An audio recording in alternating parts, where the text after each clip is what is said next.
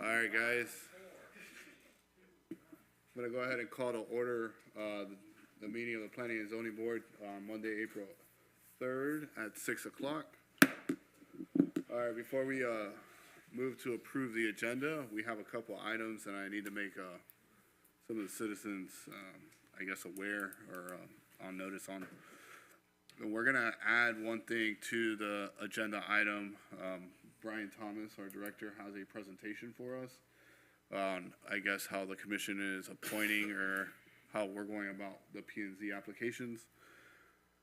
And other than that, this goes to all the applicants that are here for their hearings or ordinance today.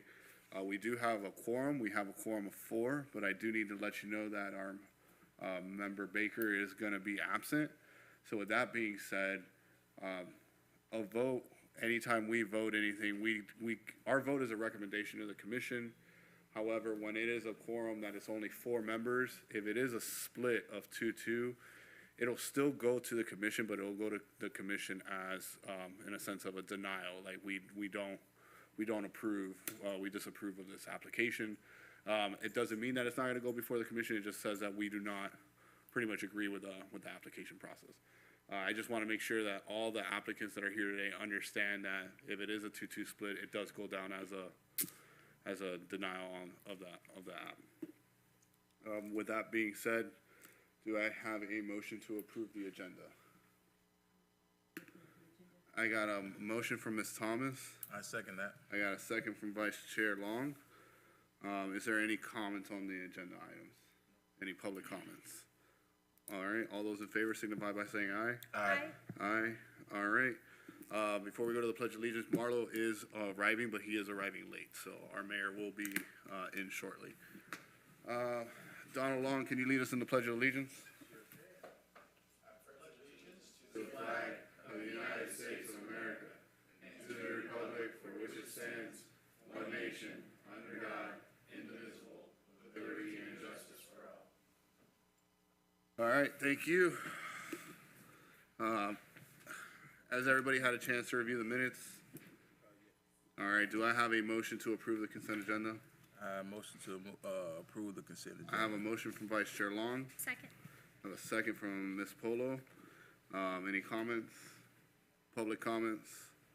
Hearing none, all those in favor signify by saying aye. Aye. All right. And do we know our city attorney? What's the status? He's coming? All right. So we are going to enter folks into what's called a quasi-judicial pub. Oh, sorry, yeah.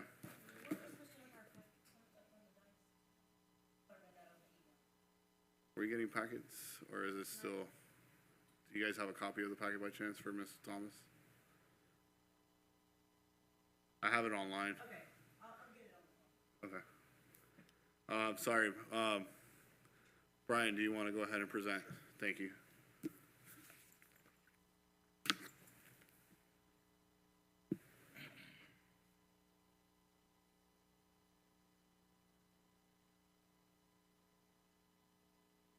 Am I turning it on or off?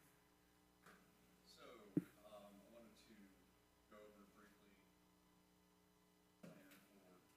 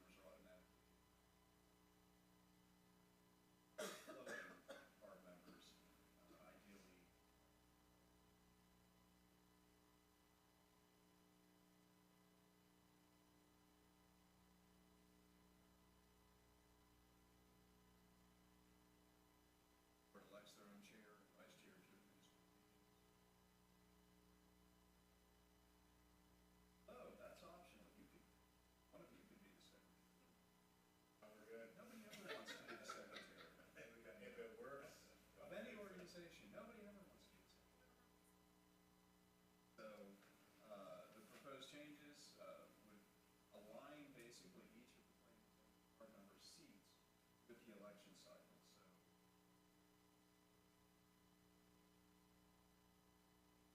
So it'd be 2-year appointments, right?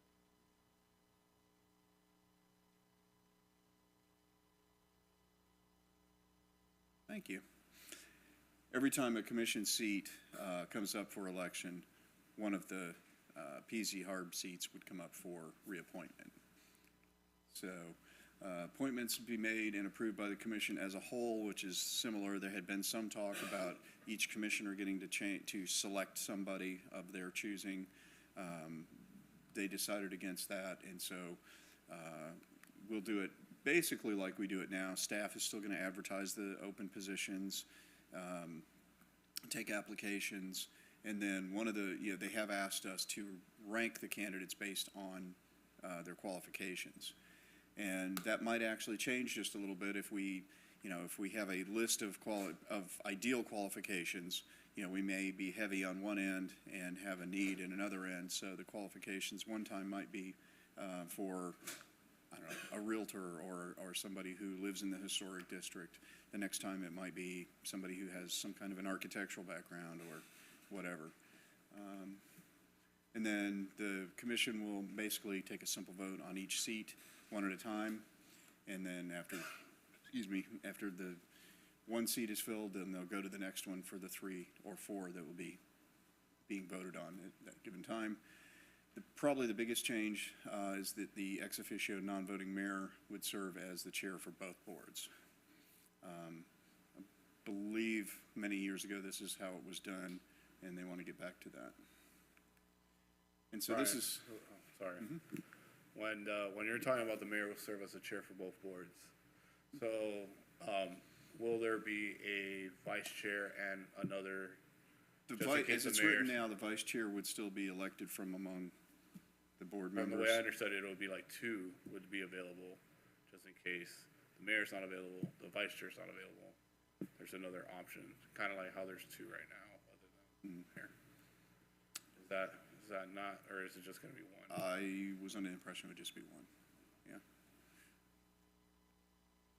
So this table shows the commission, different commission groups and the mayor and when their terms end. So right now we have 2 seats that'll be coming up, plus one of the floating seats for the Harb. So seats 4 and 5 will be up for appointment, and seat 6 on the Harb, the floating seat, would be up for appointment. And then sort of the way we've designed this is nobody who's currently sitting, it doesn't change your current appointment. So there are 3 people that are up for reappointment right now in the current schedule. They'll be the same 3 people that will be up for appointment under the new plan. And then the other 3, and with the floating Harb member 4th, those will come up in 2 years. And so that'll get us on the every other year schedule for appointments on a 2-year schedule. And that's it. I appreciate that. Does the board have any questions? Okay. Thanks. Thank you. All right, well, that concludes our presentation, or Brian's presentation. So from here, we're gonna go into what's called a quasi-judicial public hearing. So basically what this means is we're entering into a quasi-judicial procedure. This means that the commission will stop being a legislative body and will become a judicial board, which means that we have to follow certain rules and adhere to different standard of decision-making. The primary rule we must follow concerns testimony and the substantial and competent evidence standard must be met when the judicial board makes a decision. This standard states the following. All public testimonies will be taken under oath. Everyone testifying will be subject to cross-examination. All documents and exhibits shall be entered into evidence. The giving of an opinion testimony is limited to experts. Closing arguments will be limited to the evidence of record. At which point I'll have the city attorney read into the ordinance by resolution and title. At this point, I'm gonna ask the city clerk to swear in any applicant, staff, or any participant that's going to speak tonight on any of the subject matters. So I would ask you to stand if you're gonna speak. I'm the assistant to the city clerk, but still, if you're gonna speak on any of the three quasi-judicials, I would like you to swear in now to save time and save him from rereading the rules. Repeat after me. I swear to tell the truth and nothing but the truth. State your name. Brian Thomas. Chris, come here.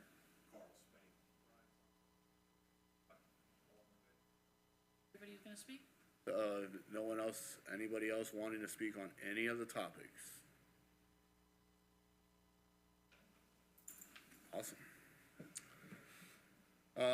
Before we just, begin, I'm gonna ask for any disclosure of ex parte communication, disclose whether any of the members physically inspected the property. Ex parte communications are any conversations or transmission of information that may have bearing or influence on any voting member decisions. Ms. Thomas, any ex parte? The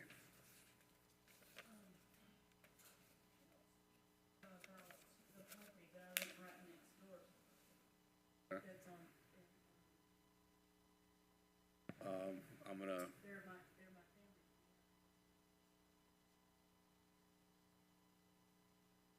I wanna make it clear that my property is there. I defer to the But it's right attorney. up to it, yeah. I don't think that inures to your private gain in any way, No, it does not. so I don't think you have to recuse yourself or any of that sort of thing. Yes, sir. I just wanna make sure. Yeah. In case it came out later. Appreciate that. Thank you, Ms. Thomas. Ms. Polo, I have none. None. Vice Chair Long, none. Other than speaking with staff on a couple items, I have no, other communication with the applicant or whatnot. So from here, I'm gonna go ahead and explain the order of the presentations to follow quasi judicial item before us tonight. First and foremost, the staff will give us our overview, which then the applicant will go ahead and present with no time limit. Staff will give us a report and their recommendation with no time limit. We haven't been reached by any third-party interveners, is that correct? So I'll skip the third-party intervener part.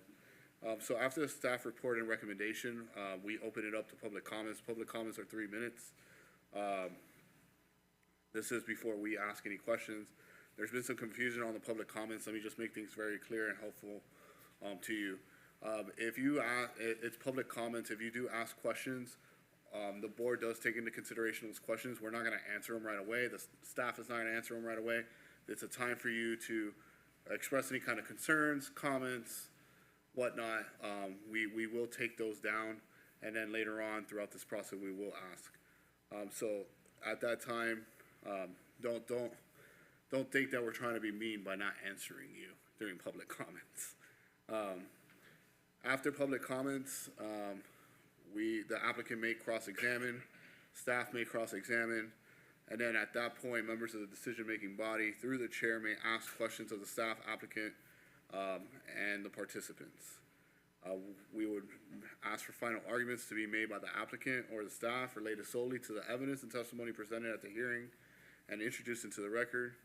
I'll ask the city attorney now for just kind of umbrella us here with decision-making body of applicable law and factual findings that must be made to approve or deny the application. It'll be the competent and substantial evidence standard. Thank you. At which point we will deliberate on the application. After deliberation, a vote shall be taken to approve with conditions, continue or deny the application. As a reminder, this is a 4-member board tonight. So if it is a split, it will go down as a deny of the application. At which point, if an applicant wishes to continue, if they feel that the board is not leaning towards a way they prefer, they can ask for a continuance on that. So with that being said, I will ask the city attorney to read into the ordinance the first item. Mr. Chair, this is Resolution 2023-15, SDP 22-15, a resolution of the City Commission of the City of Newberry, Florida, serving as the Board of Adjustment of the City of Newberry, Florida, approving an application for site and development plan for a zipline park entitled Zipline at Hale Quarry with an agricultural A zoning district pursuant to section 14.12 of the City of Newberry Land Development Regulations located at 3925 Northwest County Road 235. Tax parcel number is 01861-001-000, consisting of approximately 70 acres lying within corporate limits of the City of Newberry, Florida, repealing all resolutions in conflict and providing an effective date. The appropriate motion at the appropriate time will be to pass Resolution 2023-15 as it's read by title only.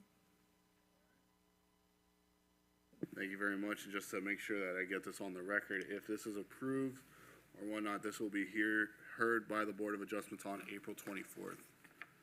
All right, and JP, you're on. Thank you, Mr. Chair. John Paul Perez with the City of Newberry Planning and Economic Development Department. As read into the minutes by the City Attorney, this is a request for the zipline park.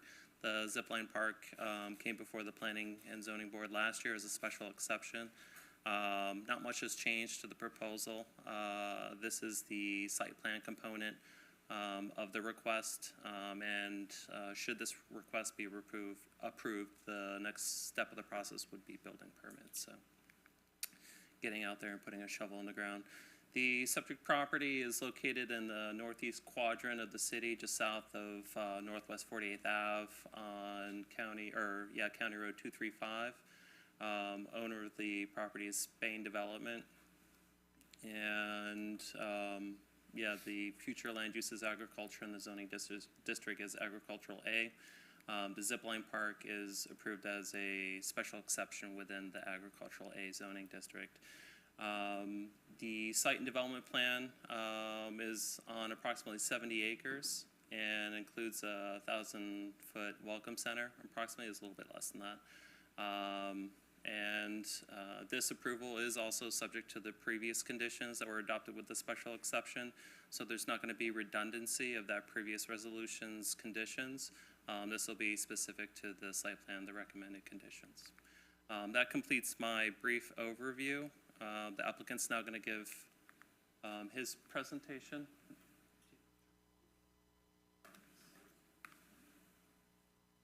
Mr. Chair, my name's Chris Camere. I'm agent for the applicant, the engineer of record for the actual design.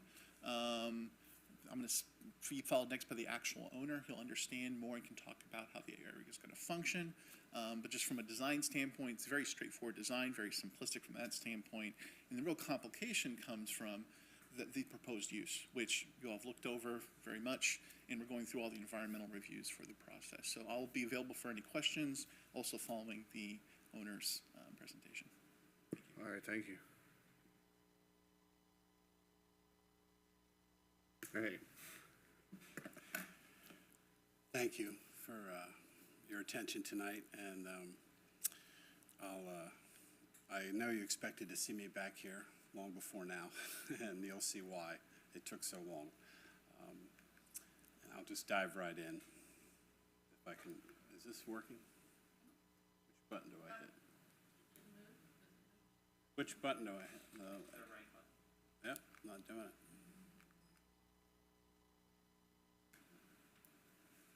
Takes an engineer.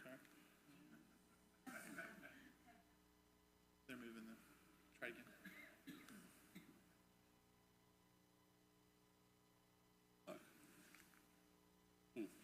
I can do this right from memory. All right, so there it is, Newberry Shangri-La. It's a blessed and spiritual, I say it's a deep lake because it's 55 feet in the center. And here in Florida, that's a deep lake.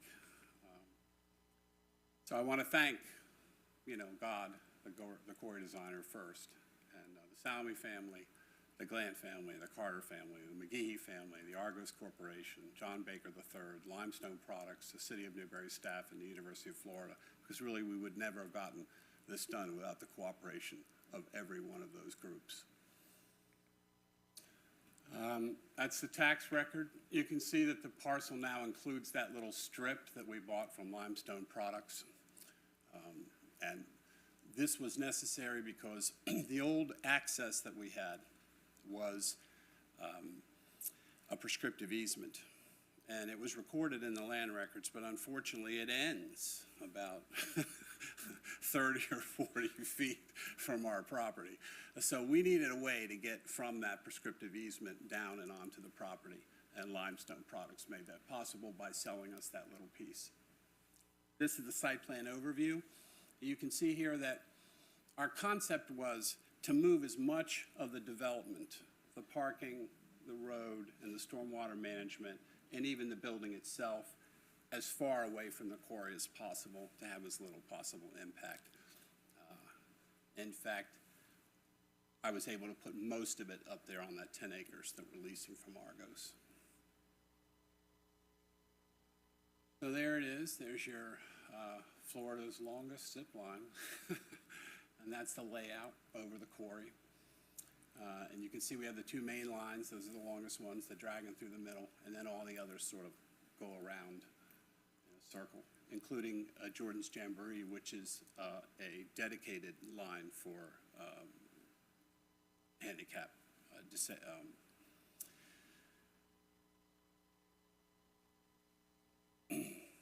So that's the entrance and stormwater management facility. The reason I say west, there's three of them in here, and I want to explain the logic behind this. So you can see here that where the old prescriptive easement, which is in the dark blue, ends there, it would have come out onto 235 too. And the problem with that is that it would have put the traffic in conflict with the zipper traffic. So Argos wisely agreed to the lease under the condition that we move the entrance south, which we've done, as you can see. And now, as you can see inside the yellow circle, our traffic does not conflict with theirs. And we think this is a good safety measure. It does mean building a little extra stretch of road there in purple, but overall, I think this is the best, safest,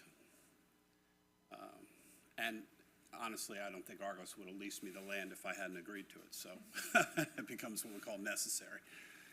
So now you see the same thing from the civil engineer's point of view. So there's the new entrance and there's the new stormwater management facility, which is really, in this case, all these storm management facilities, if you look at them, they're 2, 3, and 4 feet deep. These are very, very modest stormwater management retention basins. Now we move to the next part. We've got the little red thing on it. That's the parking plan. This is, again, from the civil engineer's point of view. So there's your stormwater management in green. Again, as far away from the quarry as we can get it, any disruption. And now you see the detail on this plan. Again, a very shallow basin. There's a pipe that takes the stormwater from the north to the south. And then the road widths here are 20. And for commercial or industrial, you need 24.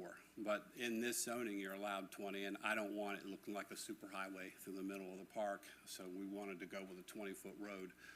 On the other hand, you want enough depth so that they can back out and have plenty of room around the vehicles. So if you look at these spaces, each one of them is 11 feet wide, and they're 20 feet deep with an additional 2 foot on the end. So this is a very generous and it'll give people room to come, get out of their vehicle, unpack what they want to take into the park, and then the trail is that dotted line above. So they get to walk right into the park without having to use the road.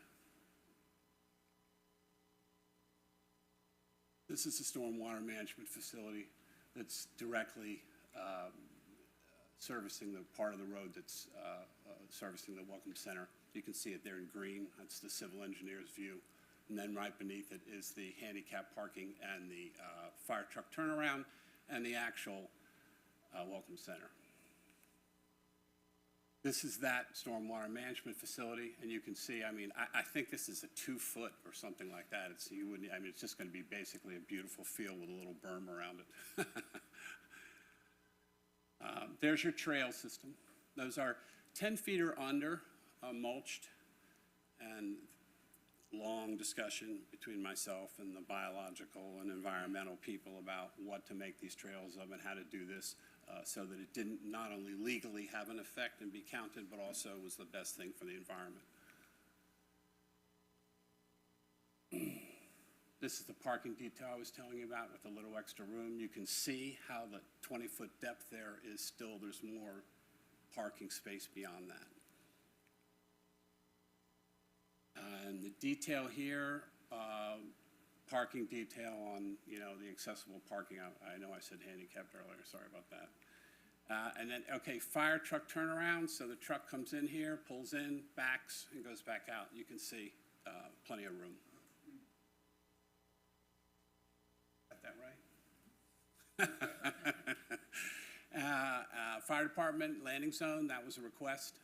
And both the fire chief from Newberry, so you know, and expert hired by the city who works for the University of Florida have reviewed the plan, gone over it, talked to me about everything, and we've incorporated all of their suggestions into what we're doing.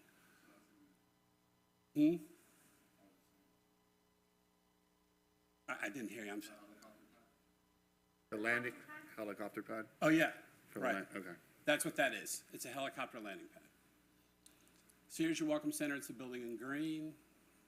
Same thing as before, your two handicap spaces, your fire truck turnaround. There's a little path that takes people there. There's your well and septic plan, very tidy. I mean, this is less than 200 feet of trenching. So you're directly out of the well, right into the building, and then directly out of the building to the right into the septic system. Very, very, and everything's already been tested and approved for this spot. The only thing I don't know, obviously, is at what depth we'll hit water, but one thing I'm certain of, we will. So there's your welcome center rendering. The idea is to use steel columns that look like trees.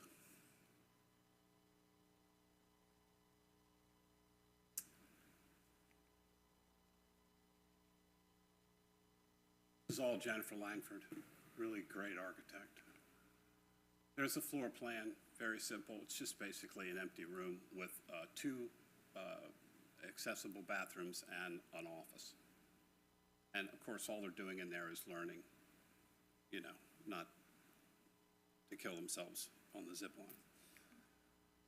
Dragon double launch trail system, typical. This is actually the most complicated because it has to wind up that hill. That's why I wanted to show it to you. But again, these are just trails. The water landing system, basically after they come in and land on the pontoon boat, they get off on the floating dock and walk back. We have multiple reasons for doing this. Originally, I was going to put a tower in the corner, but that means walking up 40 feet of stair.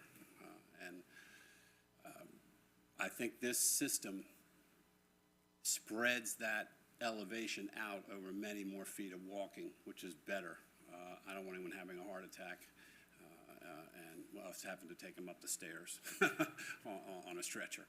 So this is the system we came up with, which I think is the best. It actually works out to be better. This is the zipline termination structure. This was done by Michelle Chaloub, who's a PhD in engineering and also a professor at University of Florida, great guy.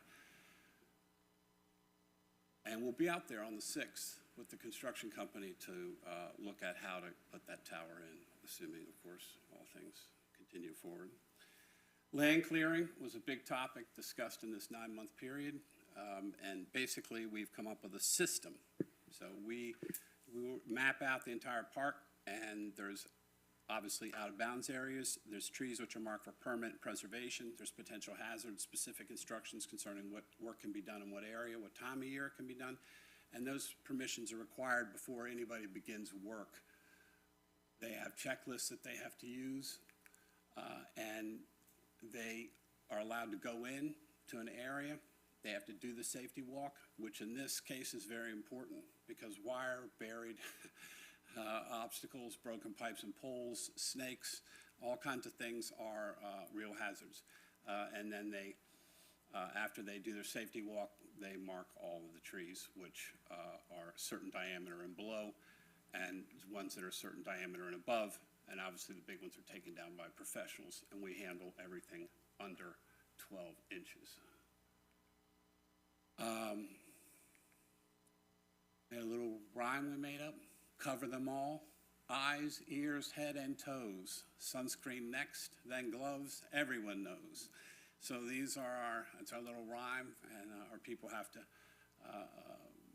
adhere to, and this is the official version of that from OSHA, which, which is helmet, earplugs, gloves, eye goggles, steel-toed shoes.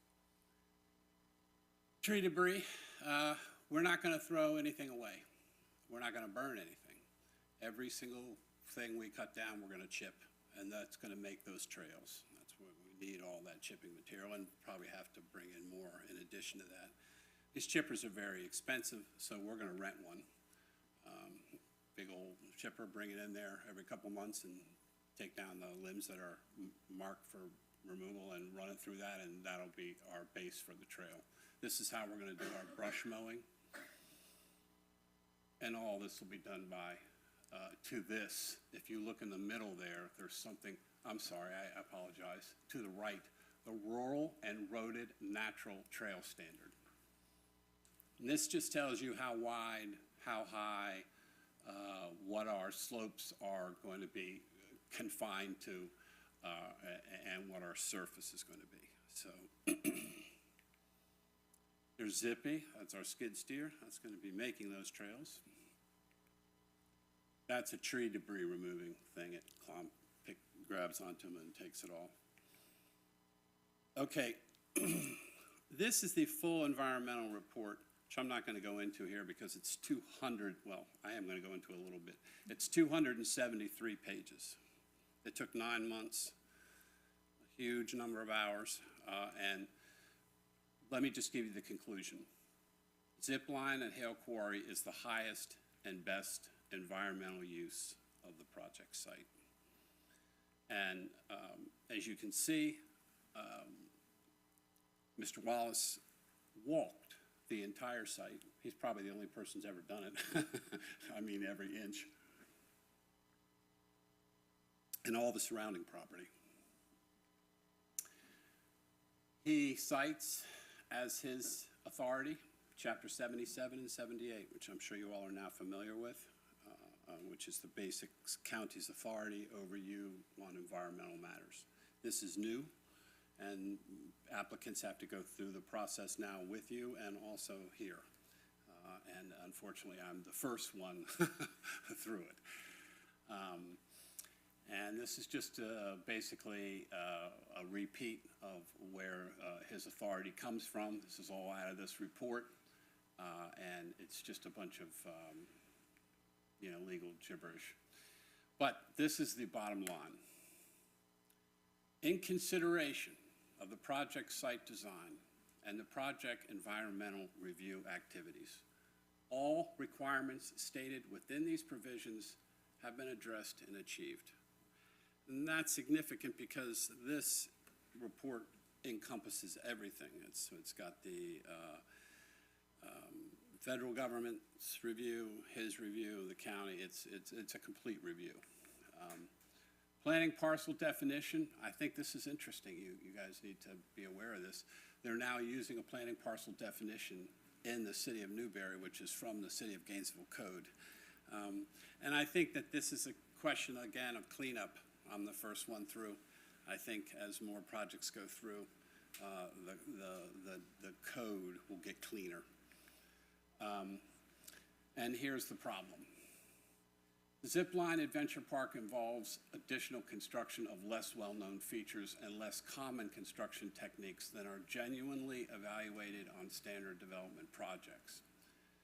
So as a result of this, it took a long time for them to figure out exactly what the effects of this would be. And that's why we're here. And this debate centered around the surface water jurisdiction boundary and the top of bank definition for the quarry. And I'm not going to lead you through a long, torturous thing here, but it is in here if you want to see it. Basically, his conclusion was that this type of impact scenario is not contemplated in any of the defined general permit or exemptions. And therefore, it being unique, basically what I had to do was prove every single element of it from the bottom up, which we did. He also made a determination that everything we were going to do fits into a category called de minimis, since all impacts are either involved with possible placement of pilings in deep water, securing of anchor bolts in rock, wall, cliff faces, construction of small concrete platforms in uplands around the top of bank, or installation of narrow floating landing platforms and floating pedestrian walkways on the water surface. These impacts were determined to be de minimis. Summation. The project is proposed to not destroy any surface water or wetland habitat or result in any loss of on-site or adjacent jurisdictional habitats. It results in no dredge and fill impacts within the surface water, therefore the impacts are considered to be de minimis. It results in no significant impacts to the water body or connections to any other water body. It results in no impacts to any natural or native upland, surface water, or wetland habitat. It results in no water quality degradation within surface water. The impacts are totally consistent with activities allowed in active mine sites, and the impacts are totally consistent with those allowed in currently issued general permits and exemptions. Therefore, he believes I qualify for this exemption. And this all boils down to the fact that essentially, if you take the county's buffer definition, which is 150 feet, and you apply it to the surface boundary that we've now talked about defining, there's very little property left to be, that you can do anything with. And he summarizes this. Essentially, there's no mechanism in the rules to review old abandoned mine pits in context with time and rules used in their creation. In other words, the pits that were dug a long time ago were dug very close to the edge of the property. If you apply a setback to that, it'll go beyond the edge of the property, leaving the property essentially unusable for anything. So every single applicant is going to have to do what I did, which is prove every element of the environmental plan in order to qualify for the exemption. And he, I believe, is working toward an argument that this buffer rule needs to be modified. But for now, I qualify even without modification. So, essentially by rule, the surface water in the quarry is exempt from regulations pursuant to the wetland code defined above. And finally, if it wasn't, it's de minimis. So, in the end, I want to get to double indemnity. So this is his final conclusion. The following activities are allowed, and this is a man-made. So regardless of whether or not the surface water is exempt, there is no dredge and fill impacts that would be defined as a significant adverse impact as defined in the code. This site plan, which you all are looking at and approving, was specifically designed, crafted to match this jigsaw puzzle.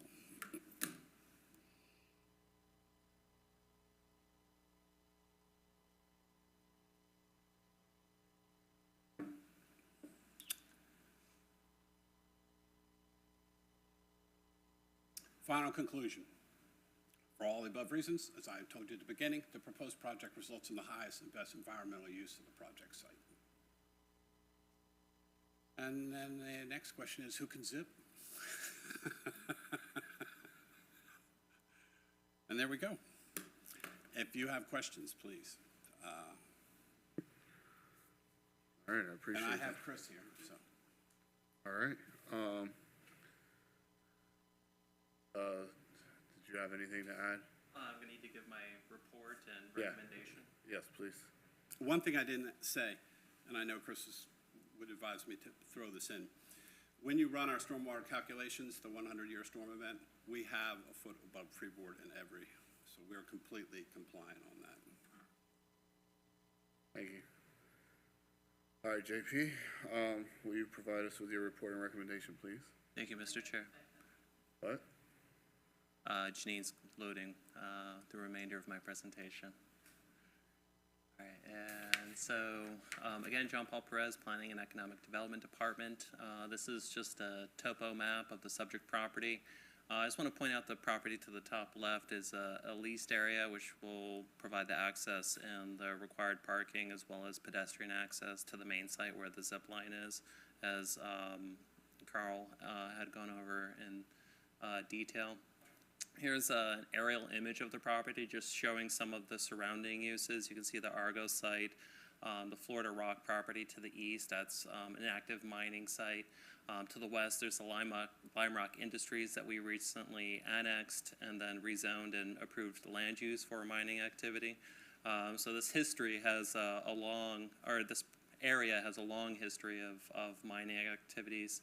The site itself being a formal mining site. Pete Wallace, the consulting environmental engineer for Carl Spain, provided these historical images of the property showing its initiation as a mining site. This is an old lime rock dredging site. And I just wanted to show you these two aerial images. This last image being the point right before it was retired.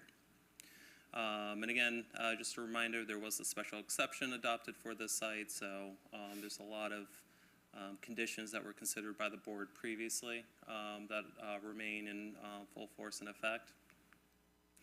And here's the master site plan drawing. Again, just highlighting that portion that is leased area. This does relate to a condition that I'll go into in just a moment. This is the access and the required parking off of County Road 235. And they do have additional backout area, or the required amount of backout area, but because it's a 20-foot wide road, that additional backout area, if you've ever been to a park where they have picnic benches and barbecues and stuff like that, oftentimes families are loading and unloading out of the back of a vehicle. Similarly, he's providing just that additional space so families can load and unload out of the back of a vehicle safely. Pedestrian trail that leads to the Welcome Center. The Welcome Center is fully accessible with the 2 accessible parking stalls that are van accessible located adjacent to the Welcome Center and the ramp that leads to the property, as well as the zipline ride known as Jordan's Jamboree, which is an accessible ride closest to that parking. Here are the elevations prepared for the Welcome Center. And renderings prepared for the Welcome Center. And as part of staff's review, we look at the criteria that's been established in Article 14. And those are ownership control, density, traffic, parking, screening, stormwater, sanitary sewers, utilities, recreation facilities, amenities, and other applicable regulations that may not be identified or fit in those categories. In all cases, we found that the proposed site plan satisfies the criteria and would be an improvement to the property and surrounding properties. Some of the conditions that we've included are the owners shall submit to the city manager or their designee, meaning us, evidence of complying with the conditions of the previously adopted special exception resolution. Those have a lot of use-related conditions attached to it, just to ensure the operation of the business is consistent with both the rural nature of the area and the natural amenities that are the undisturbed part of the site. So just to keep it protected, essentially. They'll also obtain a letter of acknowledgement, which is the confirmation document or compliance document issued by the county for compliance with their stormwater and natural resources code. And the environmental report was not included in the application, but that was prepared specifically for demonstrating compliance with the county code for stormwater and whatnot. And the last bit is about the leased area that's providing access and parking. just stating that they must maintain that lease, or in the event that they provide their own required parking and access on property they own, in that event, they can release themselves from the lease, and just making sure operation of the business is tied to that. With that, staff finds the request consistent with the Land Development Regulations Comprehensive Plan and the prior adopted resolution for the special exception. Staff does recommend that the Planning and Zoning Board recommend to the Board of Adjustment to approve the resolution. If the resolution is approved or recommended for approval this evening, it will be heard by the Board of Adjustment on April 24th. That completes my presentation, and I'm available for any questions. Thank you. All right, thank you. Now we'll open it up to public comments. Anybody have any comments on the item? All right, hearing none. Did the applicant want to cross-examine staff? No, I agree with you. Staff, same, okay. All right, members to the decision-making body through the chair may ask questions of the staff, applicant, or participants.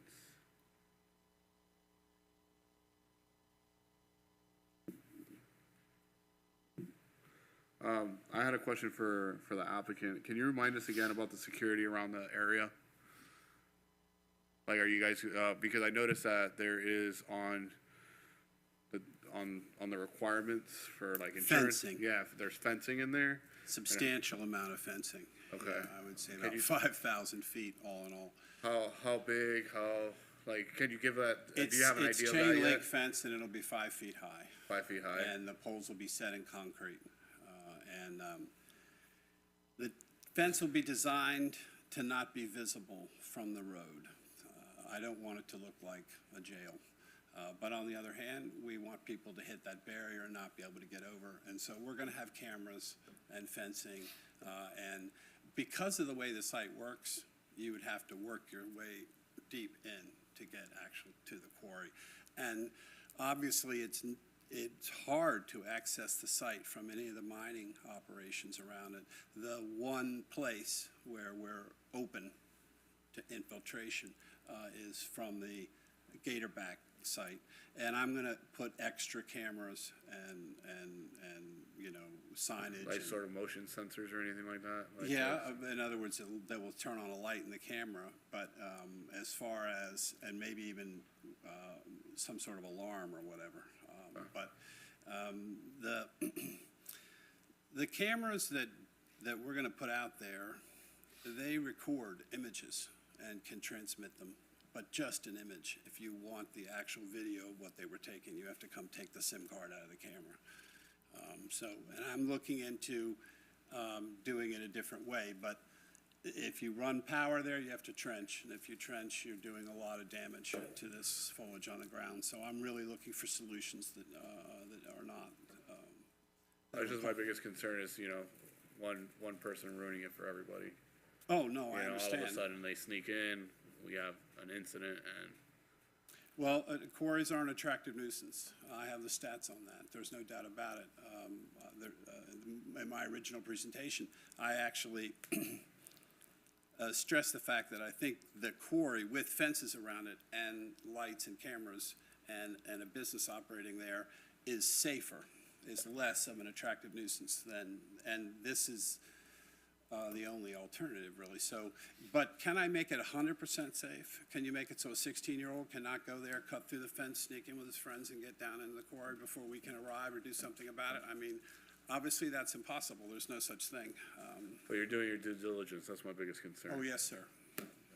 And the main thing we're doing is leaving all those trees and bushes and all that other stuff in their way. You try going through this at night, trust me, you'll never make it. They have to go in on the road, and there's where I have the cameras and lights. So, yes, we funnel them together, and there's where I have the security.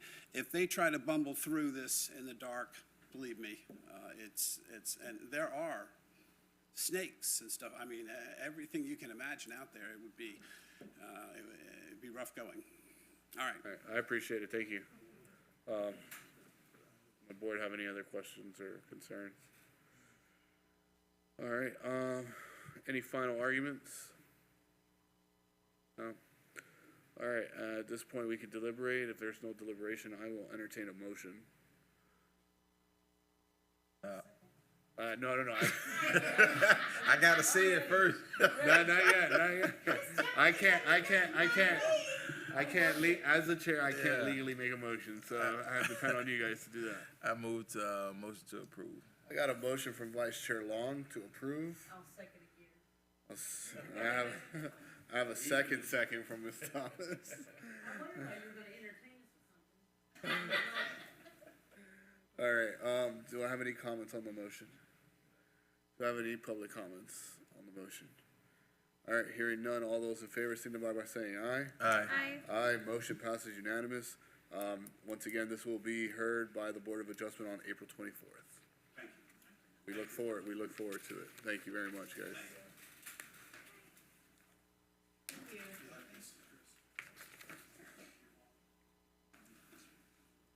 All right, so good news, we are moving, oh. That's everybody. Bye, guys.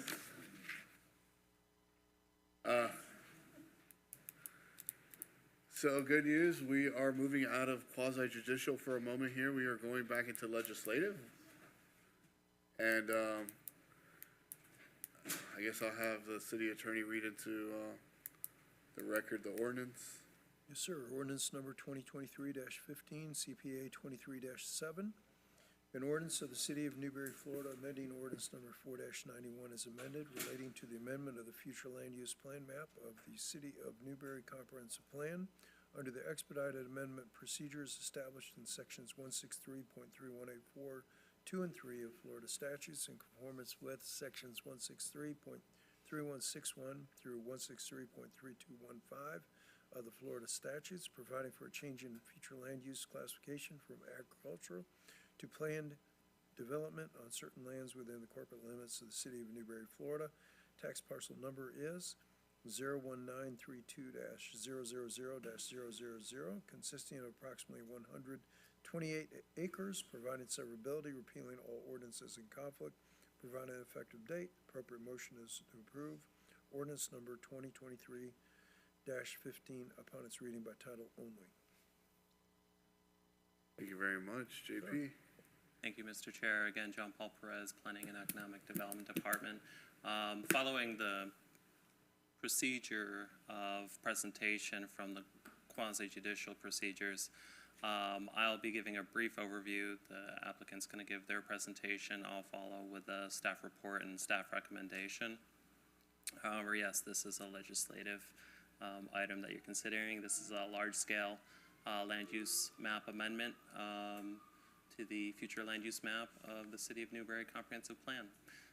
The agent for the applicant is CHW Professional Consultants. The petitioner is essentially a family, not in trust, but should be in trust, maybe. The property is generally located south of Newberry Road, south of Newberry Lane, on the east side of Southwest 242nd. You can see it here. This is the former site of the American Retirement Community Plan development. That was 900 dwelling units and 70,000 square feet of non-residential use. The current future land use is agriculture. After that prior approval that I mentioned, it reverted because no action was taken on the plan development. And the proposed development, or future land use, is plan development to go back to that plan development, but at a smaller scale. Previous one was over 200 acres. This one's 128 acres. The proposed level of development is 350 single-family dwelling units and 150,000 square feet. The density equates to about 2.7 dwelling units per acre. And the applicant will give their presentation, and I'll follow up with staff report and recommendation afterwards. Thank you. Good evening, board members. Ryan Thompson with CHW, agent for the applicant. I have a brief presentation that combines both the land use and zoning, so forgive me if we get into a lot of the details of the zoning application at this time. As John Paul mentioned, this was approved 2 years ago as an American Retirement Communities development. It was 280 acres with 900 homes that were age restricted and 70,000 square feet of non-residential. The plan development that was approved at that time had 1 year before a final development plan had to come in. That lapsed, and as a result, the PD expired and it reverted back to agriculture. So we are here with a new client that's very interested in particularly the commercial component of the development and reinstating that plan development. So with that said, we do have two requests: a large-scale comp plan amendment for going from agriculture to plan development, and a companion rezoning application to go from agriculture to plan development, PD.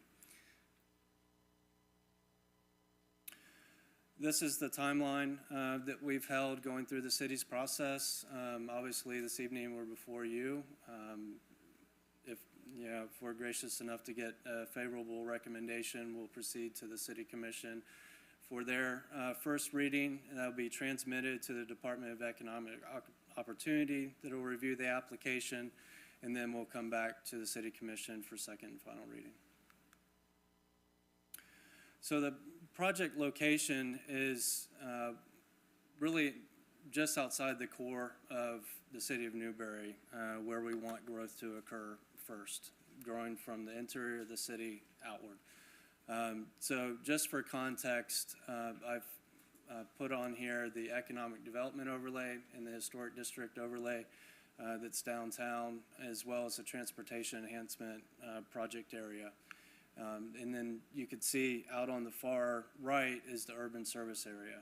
And that area, as you're aware, is the extent which the city will provide urban utilities and public infrastructure such as water and sewer for urban type development.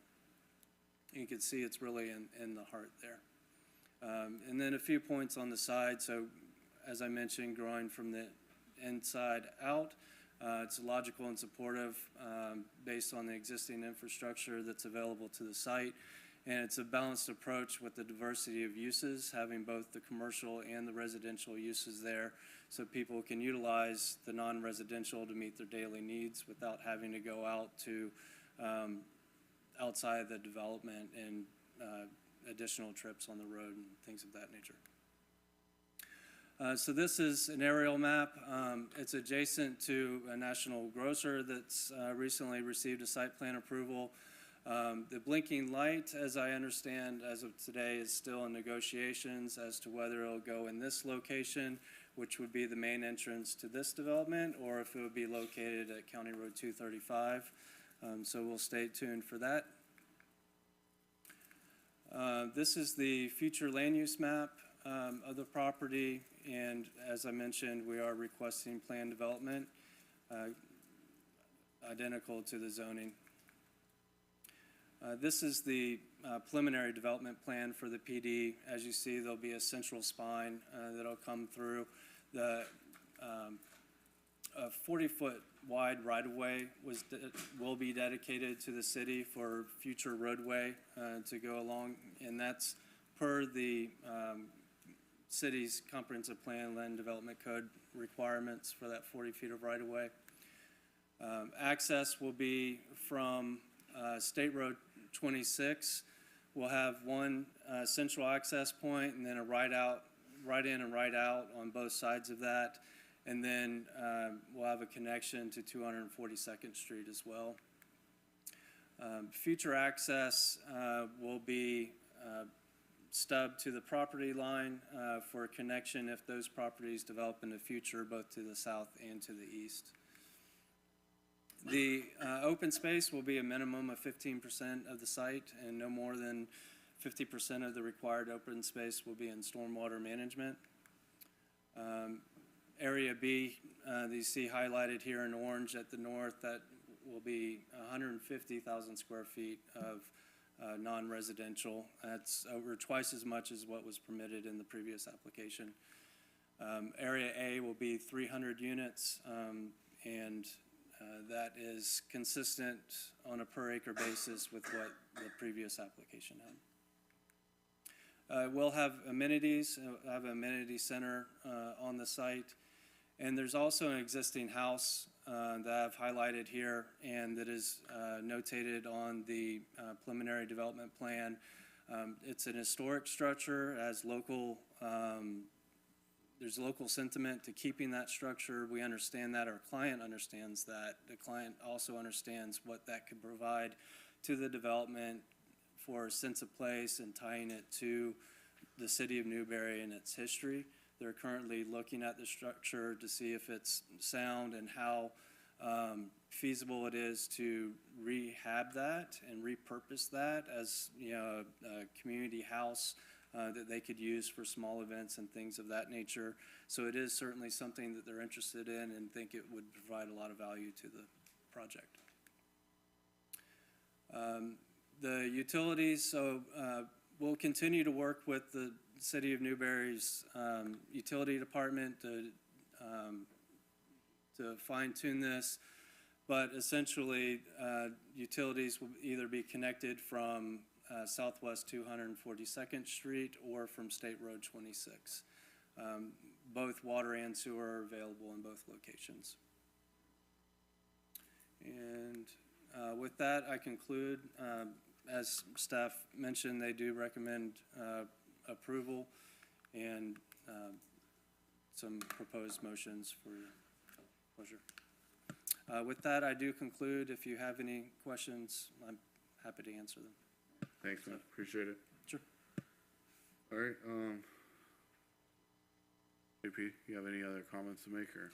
I'm going to give my report now, as well as staff's findings and recommendations. Okay. All right, and I do have to apologize to Ryan. I did mean to mention that we do have a land use and a zoning agenda item today. They are related, so what we're doing is we're loading everything into the land use, including the development order and the conditions that are tied to the zoning. That way the board receives one presentation and can make decisions that relate to the development order while they're considering the land use. That'll mean that the zoning presentation will be very brief. Okay. We're in legislative. Oh, I'm sorry. Just as a reminder. We're legislative now, but everybody has been previously sworn, other than repeating,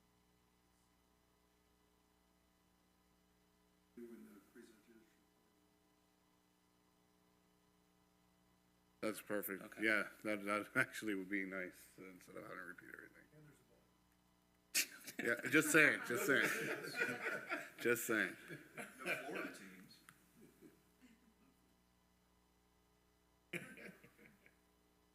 And Ms. Marinak, our AV person. It's not up. I don't have the ability to advance the slide. Clicking the right button, 'cause that seems, that's usually the issue. Here is, Have you tried turning it on and off? Yes. Yeah. Yeah. Too much power. it's not even doing it when I'm. Unless you want her doubles match too. Hey, listen, we're in a meeting right now? Just saying. I mean, it's basically Ms. Polo's fault, I was thinking. Connor is so athletic. Yeah. It was awesome. Thank you. So the Current flow versus proposed? current future land use map designation is agriculture. The proposed future land use map designation will be planned development. Because this property is not located within the economic development overlay, the land use does need to be planned development, as the zoning district would be planned development. The requested level of development is 350 single-family dwelling units, which is the equivalent of a 2.7 dwelling unit per acre. Our residential low density is 4 dwelling units per acre, so this is pretty substantially low as far as density goes. 150,000 square feet of non-residential or commercial use will be along the State Road 26 corridor, where it's most appropriately placed.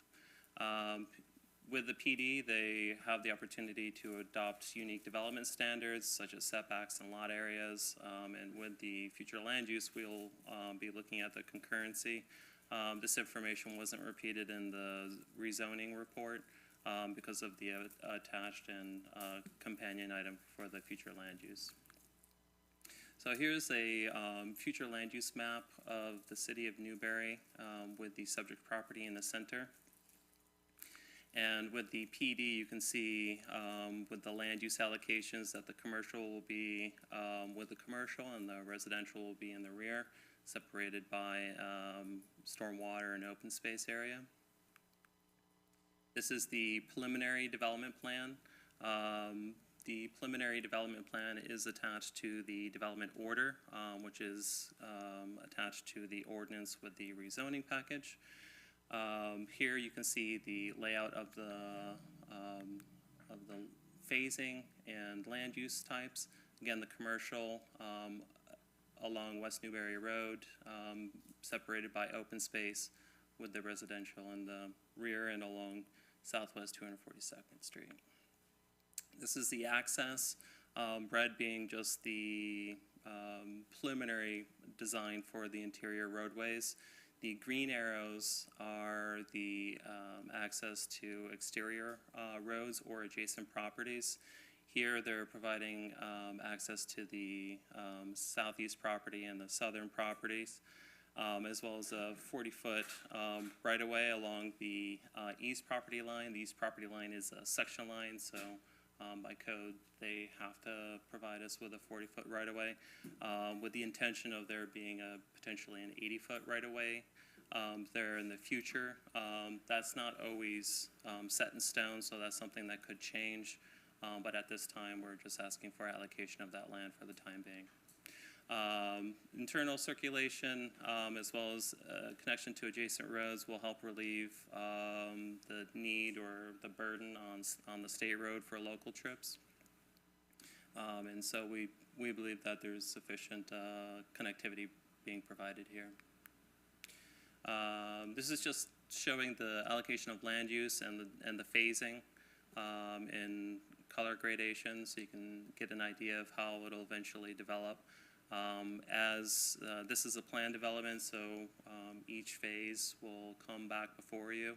And we're at the preliminary stage right now. They'll come back for a final development plan, which should include the first phase and overall plat for the property and construction plans.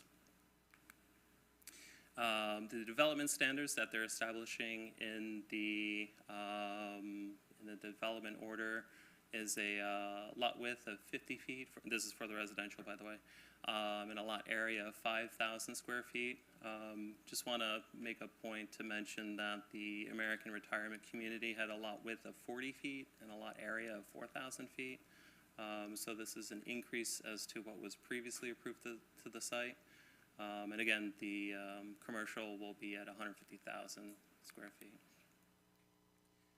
We looked at traffic, and the abutting road segment has sufficient capacity per the published reports from FDOT for 2020 as well as 2045. School review will occur. Capacity is reserved at time of platting, but after first reading, we'll route to the school board for their review and incorporation into their 5-year plan. Water and sewer capacity is reserved at time of permitting. And solid waste, I believe there's no end to the amount of area we can fill with solid waste at this particular time.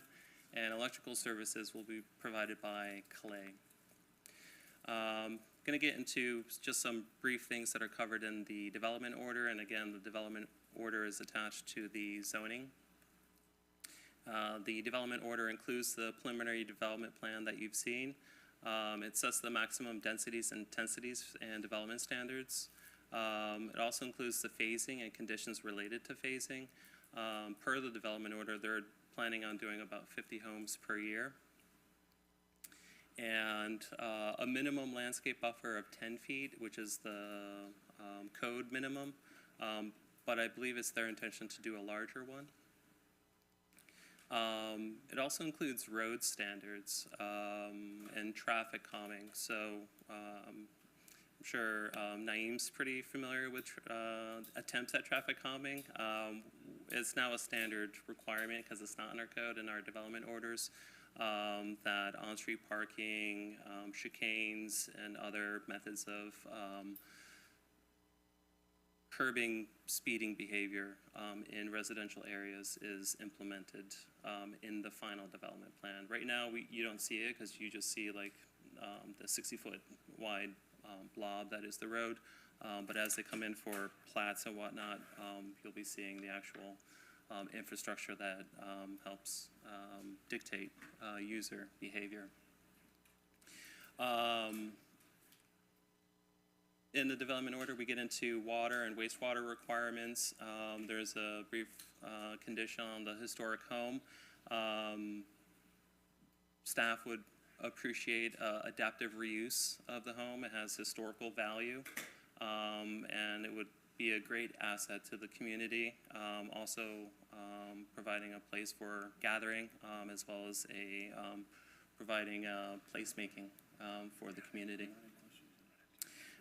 There is mention of a community amenity center in the... Before you move on, Yes. From the historic home, there Yes. was a fairly realized vision for that home in the advanced retirement. And it had to do with being a clubhouse. I think there was a pool area. I realize this is a smaller one, but can you speak specifically to, so far I've heard some generic, we realize it has historic value. Yeah. Are we taking the old plan and putting it in here? Is that the idea? Not the idea. So is the idea just we want to figure something out with it? No, we don't want to figure anything out with it. Okay, do you know? At this time, it's Because it's nebulous. not quasi-judicial, so we're not limited by the structure, so. Yeah. Before we continue to just sort of vaguely reference it, I think I'd like to There hear aren't. what that idea is. It's not fully realized like the ARC plan at this time, and we're asking for a good faith effort be made to look into something. So if that's something that the board wants to dig into tonight or see happen before it comes to first reading. I find the more these boards dig into things, the more our applicants dig into them also. So Okay. I'd like to dig in a little bit. Okay. But we can do that right now while we're talking about it, or we can do it at the end of the presentation. Because we're not in quasi-judicial right At the now. I know I pleasure of the wouldn't board, get water, yeah. but we didn't finish this. That's fine. Let's get it out now. Yeah. I can dig in any time, but we've mentioned it 2 or 3 times now without digging into it, so. I'm gonna bring the shovel. Yeah. Good evening. You know I can't come here without saying hello. This is Jerry Diedenbach, CHW Professional Consultants Agent for the applicant. As to digging into it, Ryan and I have been through the house extensively. It would be difficult to turn that structure into a clubhouse. It's just not big enough. But it does serve probably the functions of, a place to go play cards or have like small social gatherings. The other concern that we have on it is it's really difficult to make it a fireproof type structure because of its age. So it's better for a small group of individuals to use. Let's say you had, a card playing group or a game playing group or a knitting group or, maybe some guys get together and build RC planes or something like that. But it is not the kind of facility where you could have a large party. I hit my head on the door frames going in and out of there. So retrofitting it to Americans with Disabilities standards, not that I am one of those individuals, but we have to consider that too because the size of door widths and the fact that it's a 2-story structure. And when you get in there, it's more suited for things like community clubs and all. The structure that we talk about in Community Amenity Center is a full-size type structure where you would have pool, gathering room, changing rooms for men and women, perhaps a gym and that sort of facility, because that can all be built to ADA standards. So while it does have a future there, it's probably best suited as a small community gathering or a special purpose gathering, building for people that live in the neighborhood, as opposed to, your traditional clubhouse. Almost 100 years old is the. Yeah, Right, it was yeah. built around the time as a municipal building, which was Yeah. 1930. Yeah, Two, so it's kind of close. interesting, the story, what Mary Jane James told us, when Ryan and I took our first tour out there was, as a family home, they had a lot of opportunity when they weren't mining rocks and stuff like that and really delivering product that, the workers would come over, and it's a chert house, so it's built out of field stone and limestone, and they kind of built it as they had materials and kept pushing and pushing and pushing and got it up to a second story. Real charming inside, from a residential perspective. But like the kitchen is, oh my goodness, it's smaller than y'all's area up there. It's tiny, so it wouldn't handle like catering. And then when you do go upstairs, it's a narrow staircase up in the top floors. It's cute because it's got like the hash marks on the door frame of, how tall the kids were as they were growing through time. And so, that kind of stuff has some charm and appeal about the historic context of the area, but it'd be real difficult to convert that into, the kind of clubhouse, recreation space, gym, and Is the applicant willing to write it in, maintenance and care of it into an HOA kind of a standard? How does that, because what you're talking about there, I'm hearing no dollars, right? There's not gonna be, small clubs don't generate big, so there's gonna be, have to be some mechanism by which it's restored and then maintained. yeah. How does that, have you got that far? Well, to we think about? haven't got down to the nuts and bolts of, dollars and cents of what goes where, but there are gonna have to be a couple type of organizations that are created over the entirety of this property. There's likely gonna be a commercial owners association for the frontage properties that will handle common area maintenance, or CAM. And then inside, from, let's say, the buffer area south, okay, there will be a fee that will be in there for the homeowners for the shared contribution and upkeep and promotion of the facilities there. So I would think that, in that division, I can't say it's 75-25 at this point in time, but there's gonna be something in there. We're trying to take a look at how to best do that, because you don't wanna bring it on too early, okay? So it just sits there. You don't wanna bring it on too late, so residents are eager and waiting for that. So we are looking at it, it's just, And if none of those things pan out, Jenny, can you put the map of kind of where that house is back up? yeah. Is it, It's that little red, excuse me, it's that little Possible. square.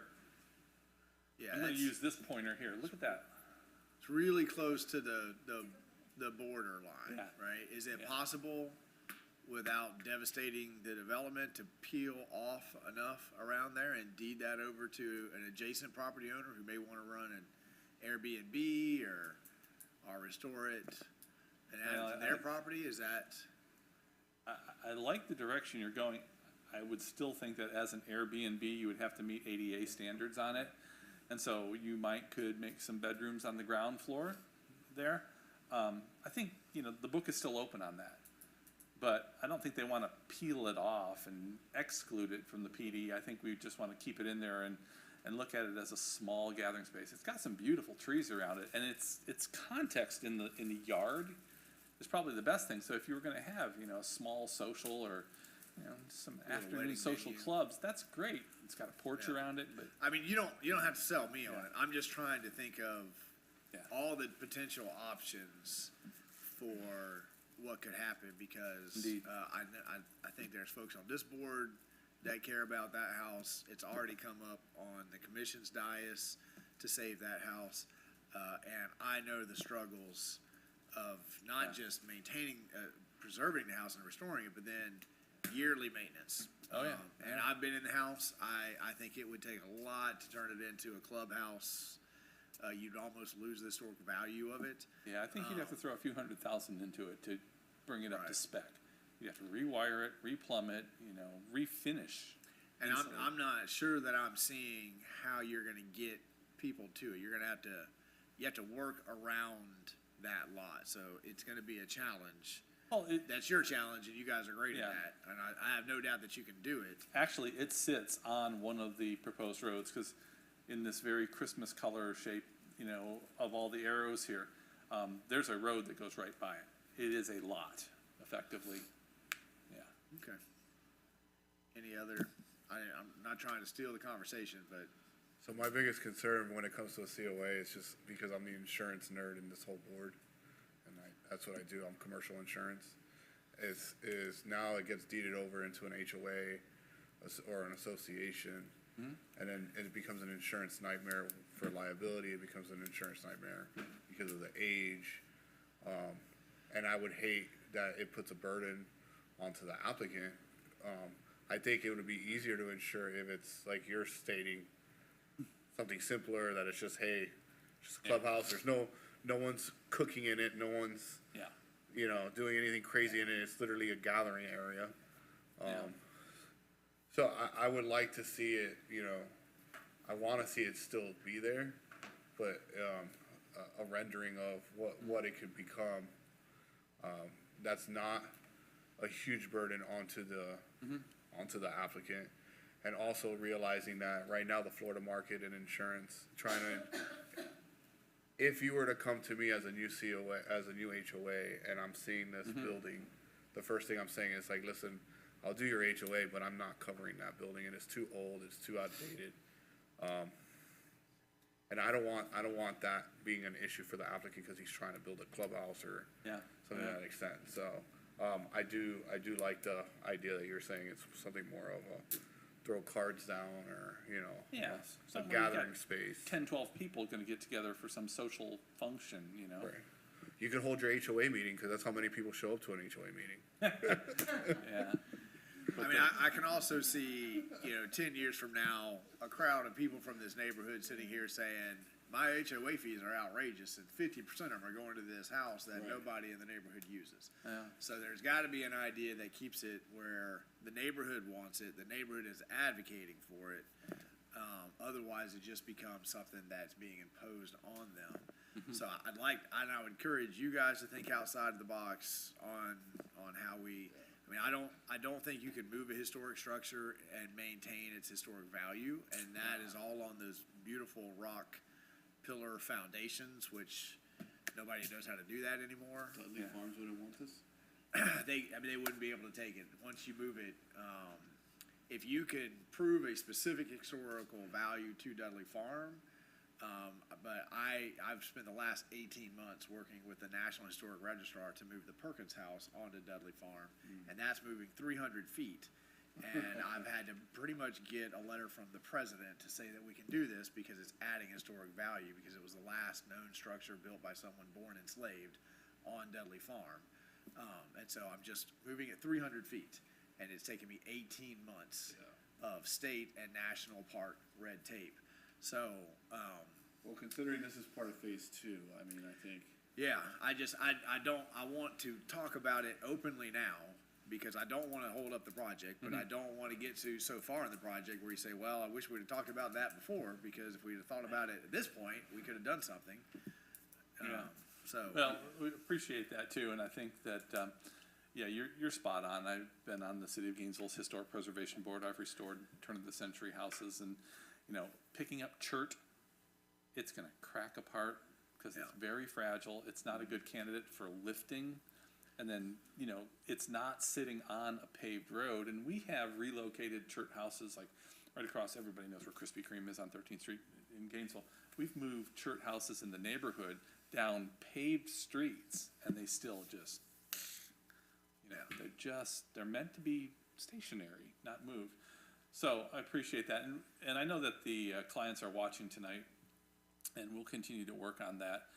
Everything that you've said, I kind of like the idea of, having an Airbnb or something like that in there, if that could be done, because, while, as John Paul said, the lot sizes in this are larger than what was proposed in the previous development. Okay, they've increased the lot size. They are seeking an approach that has all single-family detached homes, some for sale, some for rent. So it's kind of a unique community. There's no reason why you couldn't rent that out, or if you've got people that are coming to town for a holiday, hey, I get dibs on it, and I'm gonna put my family in the historic thing that's there. Would it be possible that buffer that you have that's in section D, that, on the previous one said that would be open space in a sense? Yeah, would it be possible that the applicant would maybe consider moving phase 1 and 2 up a little bit? That way D kind of circulates over that historic house, so it's not in the middle of the residential's? Well, Or is that like not something on those? D is where it is because topographically that will be where the stormwater is. And D is there also so that you have a really nice transition. As you come in through like the commercial portion on Newberry Road, you go through an area that would be natural. See if my pointer works again. I saw it. Yeah, you can't see it on the It screen. won't, yeah, it's an LED screen, it's not on. It won't. But in here, that idea is to keep that natural, so you transition between the non-residential portion of the development into the residential portion of the development. So we can't really wrap that D down the side because you're going uphill. I'm just interested to see how you're Yeah. gonna build around this historic house. Cordon off a large area, about an acre or so. Yeah. Because the acre, I was gonna say, the area around the house itself, there's some old dilapidated barns on the west side, and there's some, what I wanna say, like kennel type, shed type areas. They're just gone beyond repair. If you've been there, you know that. But the area around the house proper, it has some nice little historic trees and historic planting, like little garden areas there. Yeah, Are there's you no. asking? No, I was just making sure, because there were no like burials at all on this that I know of. Not that I know of. Yeah. That's Kathy. Oh, Just, Cemeteries. that's what I know Yeah. of. Yeah. just a few pets and things like that, I know. It sounds like a good candidate for a garden club house. Yeah, something like that, Now, Yeah. the other thing is that you're gonna have a lot of more houses, let's say this works out, right? You got these houses there. You're gonna have a community surrounding this historic house. You're gonna have kids, you're gonna have teenagers. How, like, the other question is protecting an historic house. Like, this isn't a house that you could, we're gonna put some stucco on it and fix a hole in the wall. I mean, this is an historic house with some value in there that we wanna make sure is protected. yeah. I find it difficult to see how an HOA is gonna have something in place to make sure that residents or visitors don't come out at midnight and, decide to be reckless and graffiti or do something stupid Yeah. and hurt the integrity of this home. Yeah. That's my concern with putting a community around this historic house here.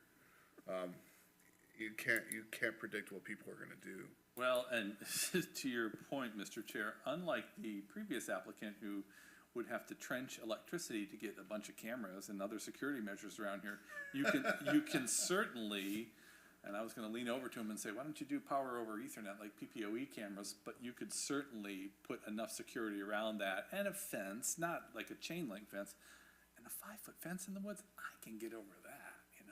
But here, if you had a nice wooden fence around there and you had cameras and signs, it'd be easy enough to, secure the structure and say, under 24-hour surveillance. That's a pretty good detractor. Motion sensitive lights and a lot of, bulb cameras out there. It's gonna keep people from getting their pictures on the front page of, the Newberry Facebook page. Be the scourge of, Mayor Marlowe. Yeah, that's just my biggest concern, Yeah. and I don't want, Yeah. to attract something that. Yeah. I had one follow-up question Yes. from a comment, because, I like the idea of, well, we can fix it up, restore it, and just rent it out. Yeah. But I agree, it does sound strange to have a historic home plopped in the middle of all these modern constructions. Brian, I guess this question is more for you. Do we have anything that would prohibit?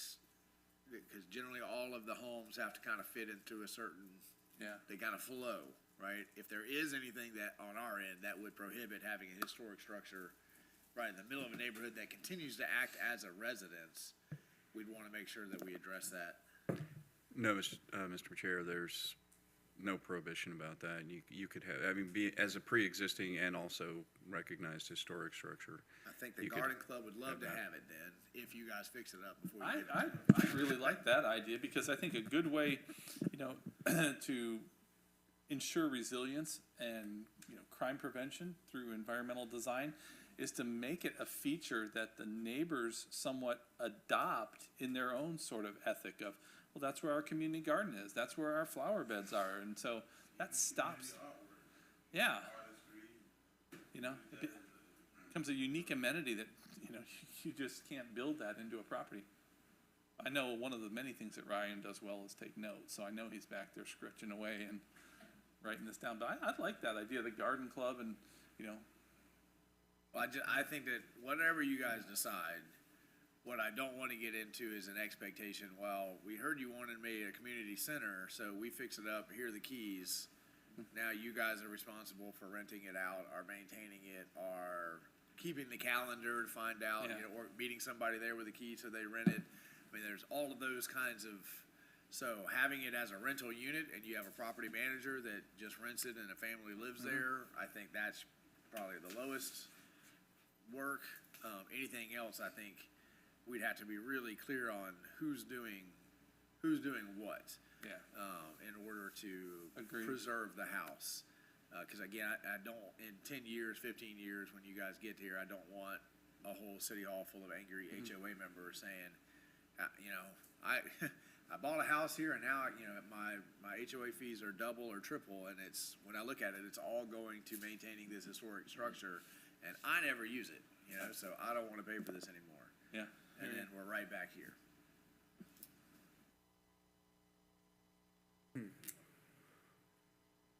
While we're on the topic, I guess,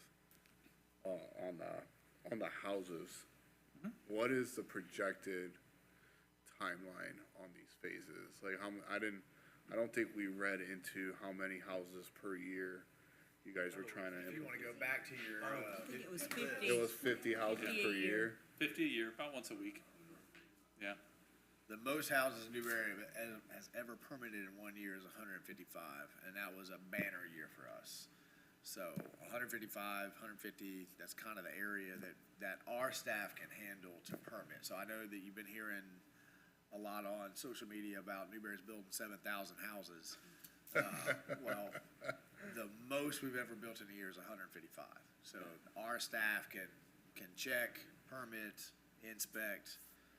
So with follow-up to the 50, since it's a pretty significant amount of houses in a year, heard, does the applicant already have a developer in place? Because it seems like the applicant is the more of a developer. commercial. So is the applicant themselves the developer for the houses, or are they hiring out to, like America's Home Builders or whoever it is? The applicant is the developer, and undoubtedly, they will offer certain packages of lots to local home builders. Okay. Yeah. I didn't know if this was like, Best way to assimilate it into the marketplace. I didn't know if this was already sold out to like DR or No. Rhonda, or if they had a contract already pending. I don't know if that's something they can disclose. I didn't mean to derail the presentation off of that. Well, I mean, We you, talked about that house again. Yeah, I think it's good. I'm still in the house. You're still in the house. Yes, yeah, we're because still in the I- house. I just figured we I- asked a couple questions I on have it. not, what damage has ever been done to as far as storms, to the municipal building, do you know? I think the most damage has been done by renters. Right. In 'Cause the there. structure's very- The roof was damaged by a hurricane Right. minimally. Yeah, I can't remember a lot. But I mean, I've walked through that house. It is built solid as a Yeah, rock. it is. That's what I was It's wondering. more about for bringing the wiring up to speed and those kinds the of things. wiring and the plumbing, the walls, Ramps, the ceilings. yeah. HVAC. I grew up going to that house. It's right next door to me. So I know what it looks like inside, but I also know I don't remember a time in my life where it's ever been damaged. None of the storms that have come through, it's never, ever been damaged. I don't even think I think they replaced the roof because they needed to, but I don't remember any damage to it. I don't know, of course, I'm not a contractor, so I don't know how much it would really cost to bring it up to code, but I think it would be a great, meeting place. I don't know about knitting, but I don't know. I hate to see this go like some other things in the city where we think we're gonna talk about it, we'll discuss it, and we'll see what comes, and then what comes is something that none of us are really expecting, and then it's too late. That's what I'm afraid of. Like, I don't wanna be 5 years down the road and a developer say, oh, I'm sorry, we just decided we couldn't do that. 'Cause that's when you get the forums full of people, and then everybody's like, I would like to see something in place, not in stone, but something saying that you would genuinely try to, or not you yourself, but it would be in the works to do something with it, and not, maybe you would be able to say that it wouldn't be put up for demolition, or just something that would say it would be there. Well, I don't know what I'm trying to say, but I think I know what you're trying to say. Yeah, I think I hear because in you. a few years, someone will come back and say, oh, no, we decided we're not keeping it. It's too late to do anything now, sorry. Well, I think the way, and I think the mayor added this earlier in the conversation, you know, y'all are good at what you do, and I think our options are enhanced by suggestions from both Planning and Zoning Board and the Commission on this. You know, the story is not yet written on what happens there, but we hear you loud and clear that y'all do value it and would like to see it have some sort of adaptive reuse, but not a financial burden or an insurance nightmare in there. So when we talk to our clients, we'll, you know, give them the range of perspective that you all had on there. I think there's some value to it, having been in it, but I do think it is, you know, it's hundreds of thousands of dollars because water, obviously sewer, electric, HVAC, you gotta redo all the windows. I mean, the construction of it, in some cases, was not what I would call the highest craftsmanship. You know, it was kind of add-on over time.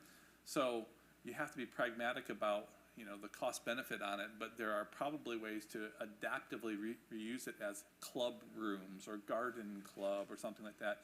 It just, I don't think it'll ever transform itself into like the clubhouse. That's more of a brand new building and, you know, full of all the modern amenities in there. But, you know. Mr. Chair. Yeah. All right. I had one last question. It's kind of a follow-up because I'm not sure I heard an answer, and you may not know the answer, but you know, if we can't come up with an idea that's exciting or we think is profitable, do you think the applicant is willing? Because you've got an easement line right there. Yeah. Put a dirt road right to the eastern part of it, and just peel that off, and then say, community, we have a historic structure. We're willing to give it away to anyone who agrees. Hand over the keys to it, so to speak? Yeah, you know, I mean, you agree to restore it, you agree to keep it alive, whether that's an Airbnb, a rental, but that takes so much time. I mean, you would have to make that decision, and then we would have to go out and help communicate that to the community, why this building is important, and if you are willing to renovate it, you can have it, and y'all's part would be to put in the road so you can get to it. Not a paved road, but just, I mean, we have lots of people live off of dirt roads right there.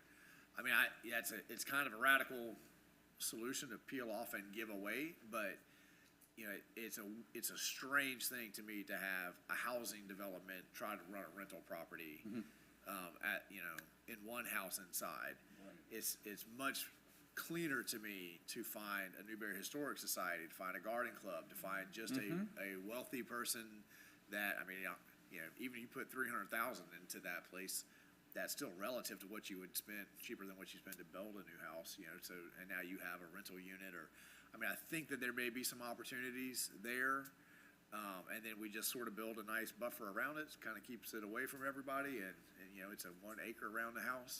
I like the Walker Mansion for municipal law research. We've been I'm saying, lining it up for Scott. we'd be saying it'd be nice to have an office here in town, you know? Yeah. You know, it's, you know, I'm just running through all No, the I options love in it. my I mind. think And, you know, and like I said, we'll call the clients. That's the cleanest in Yeah. my mind. I if do they think it would will. look weird in a neighborhood. It's Yeah. weird in a Like, neighborhood. That was the whole I point do I was too. trying to get across. is But like, if we you could got find all- someone to take Right. it over, Yeah. a private, Well, Yeah, and you know, to your point, I think you make a good point because if y'all ever have been out to the house faces the southeast. The front porch of the house is pointed away from the development. Yeah. So, you know, when we were out there the initial time with Mary Jane, you know, we said, well, you know, you could adaptively make the west side of it a front, but then you're changing around the whole character of it. If you did carve it out, you stand a better chance of, you know, adaptively using that area between the house and that future right-of-way, the north-south in there. So you could make, you know, a little garden club or something like that, that would be dedicated off to the city. I mean, it may be the best path to think about bifurcating it. Yeah. yeah, I mean, I just think that's the cleanest route to take. And that if y'all are willing to do that, after 3, 4, 5 years, if we haven't found anybody to do it, well, then that also tells us we how can't do much it. the community cares about it, or it can't be done. Well, more But details that to would come give the community a chance, Time. then. Yeah. time to do that. And there's beautiful trees that are around it. I think that you can kind of use the natural landscape there that would kind of block it away from Yeah. It the. is gorgeous. Yeah. Yeah. It is absolutely But stunning. that, to me, all of the Stunning. problems here in my mind is trying to force a development HOA to maintain it and operate it. That's a fairly strange Yeah. I agree, it would be caveat. I thank you for agreeing with my statement. very strange Yeah. Yeah. and expensive to people So- who would probably never use it. Yeah. And that's, I think that's, you're talking about 25 homes compared to a 1890 home. Well, it It's looks just like the municipal building. A brick, a wood, a Sure. limestone. Limestone. And limestone I mean, home. and if It looks this just like a development's gonna be municipal anything that's like developing around Newberry, it's all gonna be hardy board Yep, siding, it's gonna not match, it's not gonna fixate. And that's where my whole deal with the appeal comes. I think going back to the client, like Mayor Marlowe suggested, and asking if there's any way we could possibly look into carving that. Well- it is absolutely like walking back in time. It is. Being there, it's 70 years ago. I know it's a long like it shot to looks. ask, but we gotta ask, we gotta see if beautiful. there is a possibility No, here. I hear you, and I agree that you have to ask here.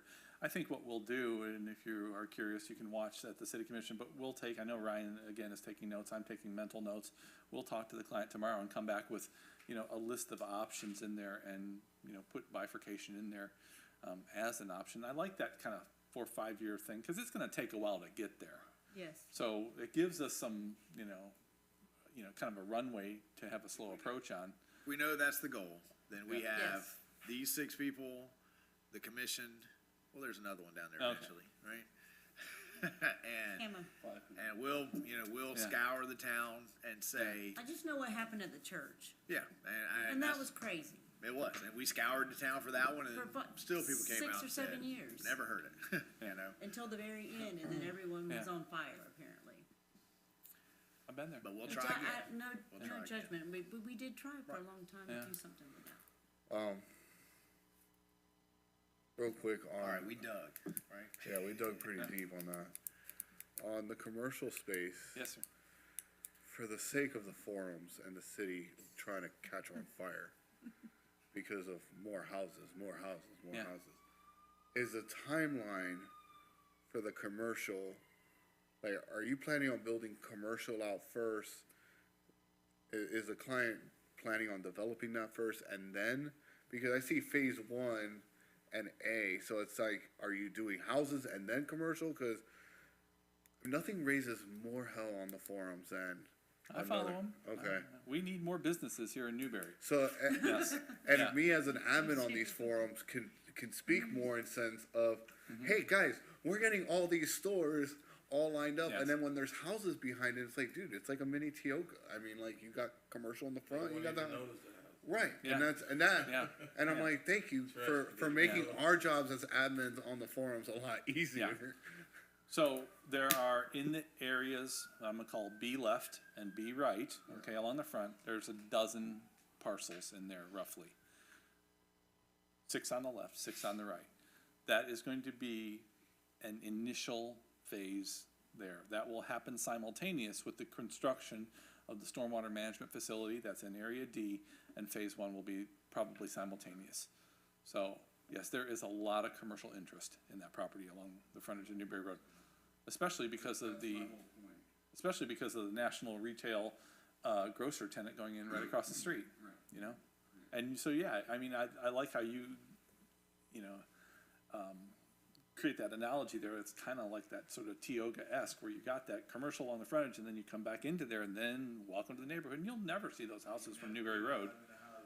You know? Yeah, like, people don't realize how far Tioga goes back, cause all they see is the frontage of Tioga. Oh, yeah, Tioga goes back It goes mile all, and a and half. it's even going even further back, like, they're south still of building. 8th Avenue, yeah. Right. Yeah. But no one says anything because they don't see it, you know, it's Yeah. like, and Newberry is craving for more commercial. Yeah. I mean, it's just You're the getting it. balance. Yeah. Oh,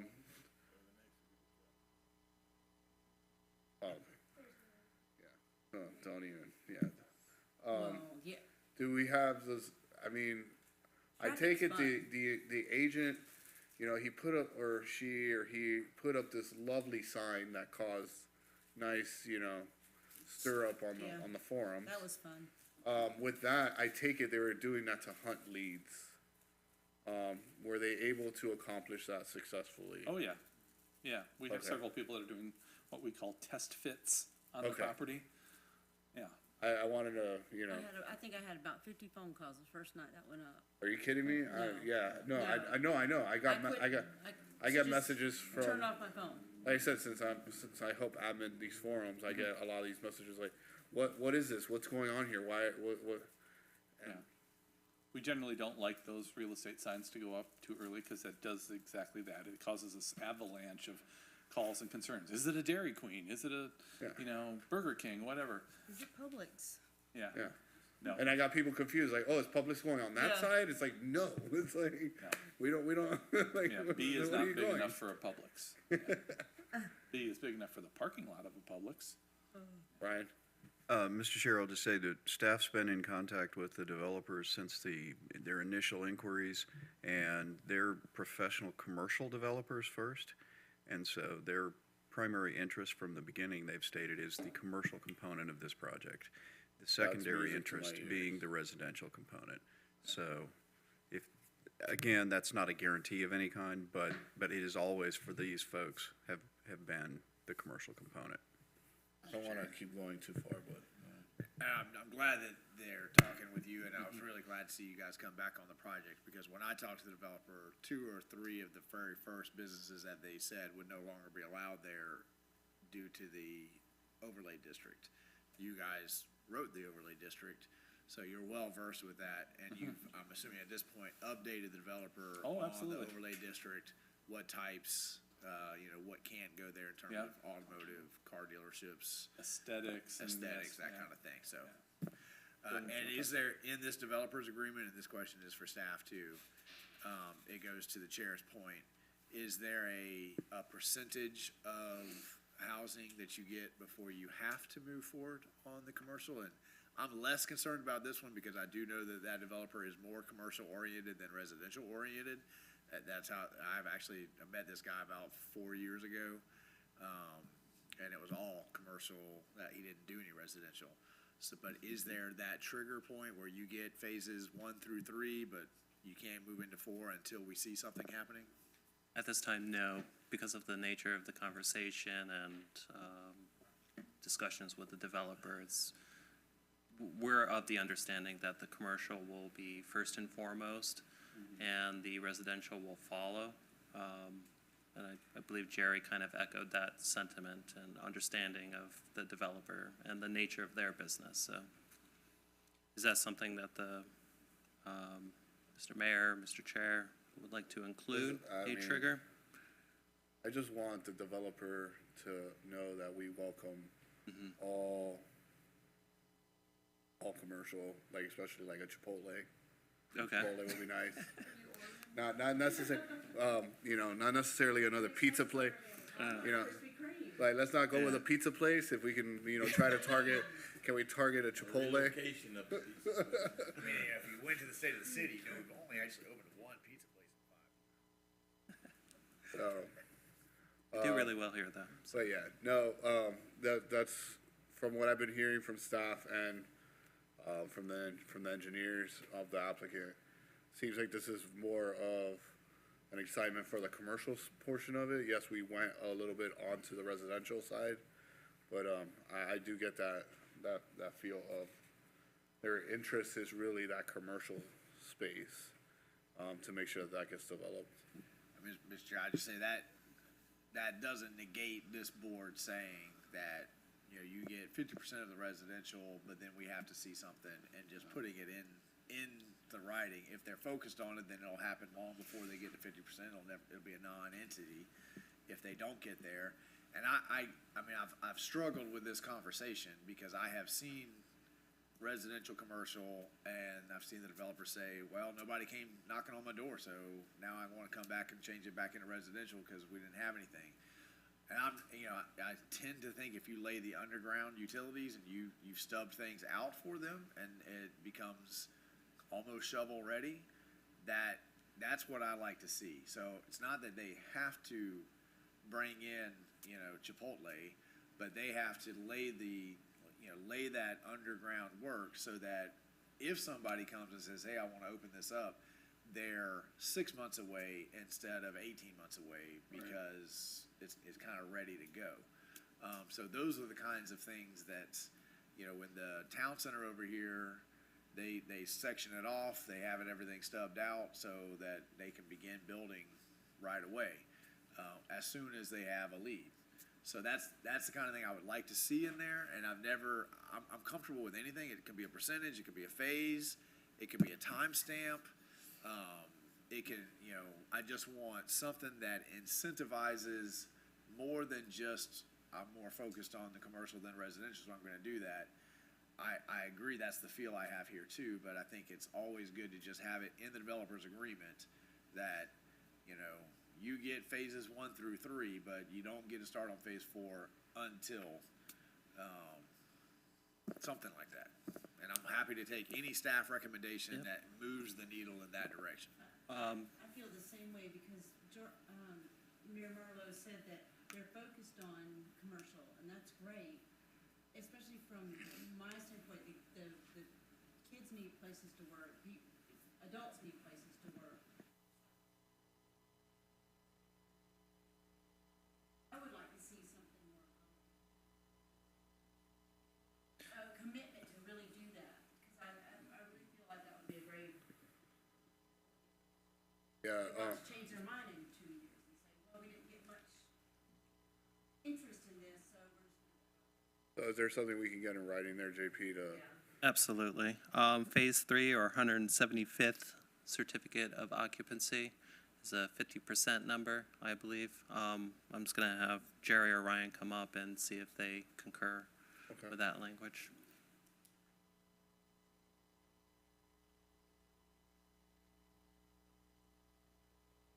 Yeah, I think that 50% that JP talked about is good in there. Again, there's only 12 parcels along Newberry Road there. I think those 12 will fill up well before we get to the 150th unit there, given the interest. Prime real estate. Yeah, that's prime real estate on the curve, just east of Doc Corrales Road, right across from, yeah. So I think something like that, I mean, we agree with you, we see it too. However, we've been, to his point, we've gone on good faith, and then all of a sudden, I don't get the leads I want, I don't get what I needed, no one's concrete, so we're gonna come back and we're just gonna smash some more, ideas together, and the idea that came together is, I'm gonna build more houses.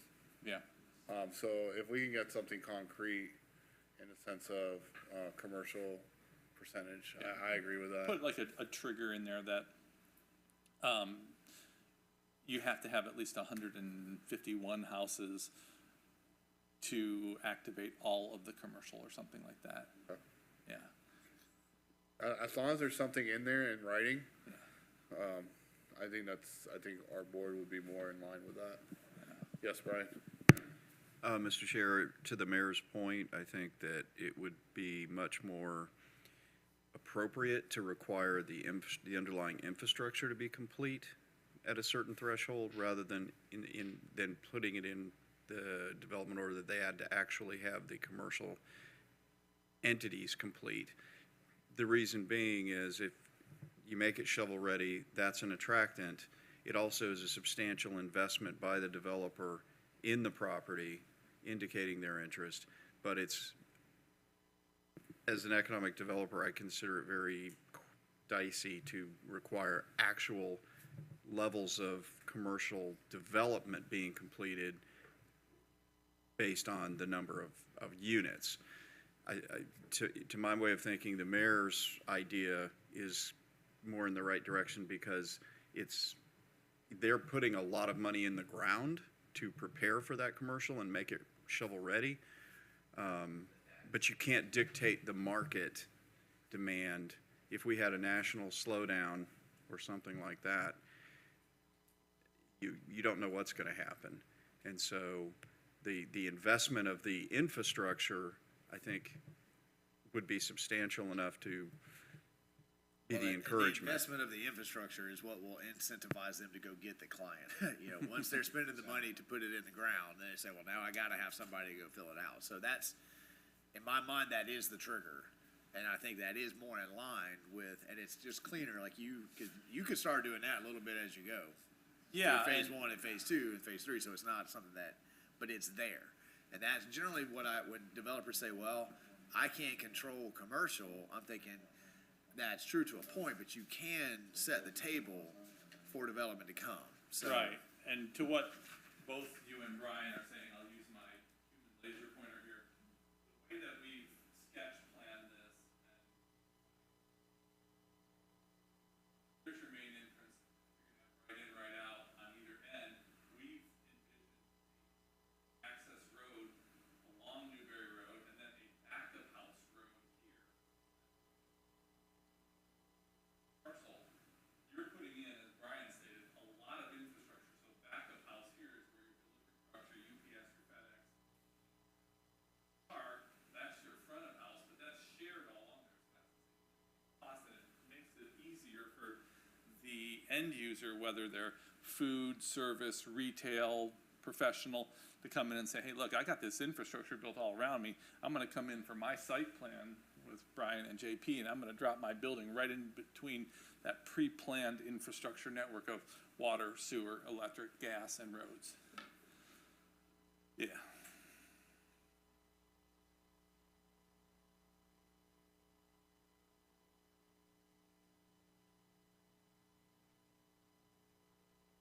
Oh, yeah.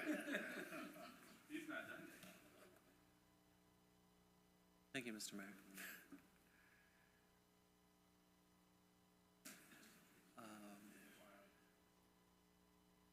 In the development order, we do talk about exterior agency coordination.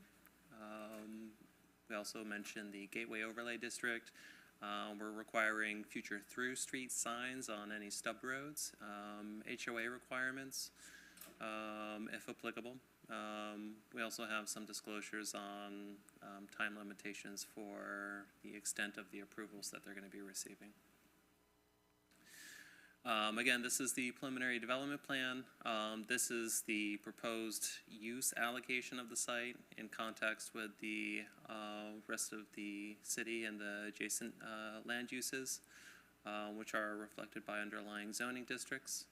And with that, I'm going to conclude my presentation with, we find it consistent with the comprehensive plan and land development regulations, and we do recommend the Planning and Zoning Board recommend the City Commission approve the ordinance. If this is approved tonight by the Planning and Zoning Board, it'll go to first reading on April 24th. That completes my presentation, so I'm available for any questions. Thank you.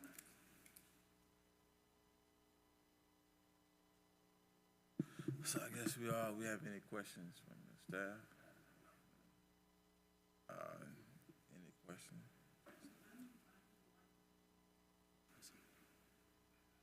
one one, Mr. Chair. Could you put the map back up of the outlets?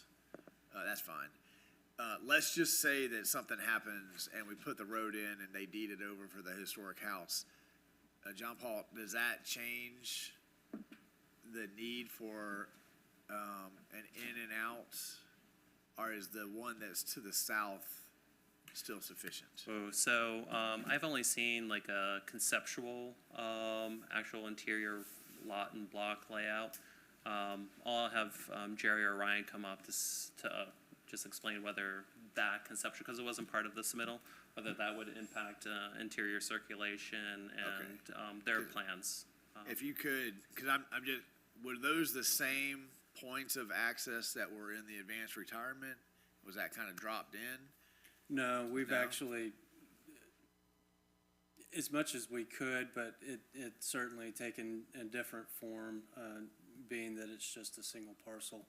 So with the 40 feet along the east side, we do have some room there, but we would have to make some adjustments and figure out, how we don't lose lots, to be frank. The house that you see in the box that's around it is actually equivalent of 2 lots. Okay. Where we've actually incorporated it. We brought the road in. It was falling on the inside of the road, and then when we took out the 40 feet, it was falling on the outside of the road. We actually brought that road in so that it would come around the side of the house, and so we would be able to find a way to get to that other side. We could add, I think the code's flexible enough that if we had another stub to that 40-foot strip, it wouldn't require an amendment to the plan development. I think that's what you're And asking. Brian, are you agreeing with that? And in this agreement, they're gonna stub out all the way to the property line so that someone else meets them there and put the roads in all the way, or does that happen? When does that happen? They put the utilities in and then the roads, and then it stops there at the property line? For the stub out streets, For the yes. stub outs? Okay. That's all my questions. Mr.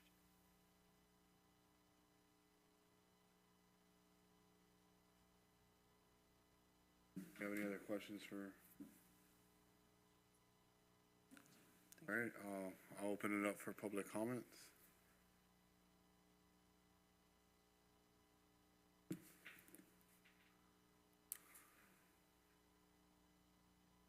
I come in peace. Mr. Chair, Board, thank you. Just some observations. First, Can you state your name? Sorry. Paul Hornby, resident here 35 years. As I see agricultural land being developed, it does concern me. I did attend the State of the City address, and you did mention a ag green belt. I'd love to learn more about that at the appropriate time. So that is number one. As I do see it around town as development is occurring. Just the other, just a general observation and concern, just one person's perspective. You've got, obviously, this proposed development with commercial square footage, 120,000 square footage. I'm looking at the map the city provided. Heritage Oaks plan development, another 200,000 square feet, commercial. What's the date on that, by the chance? 2022. Okay, so, yeah, some of that stuff has been scratched out. Like, so the map, someone,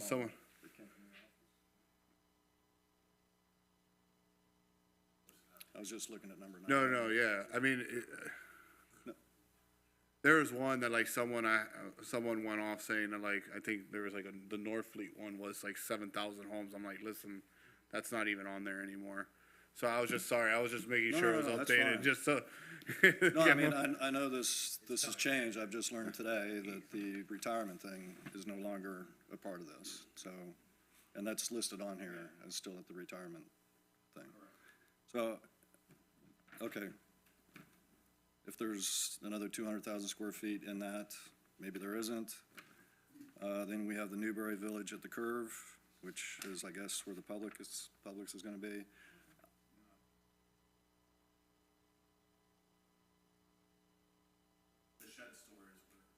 Okay, okay. So further down.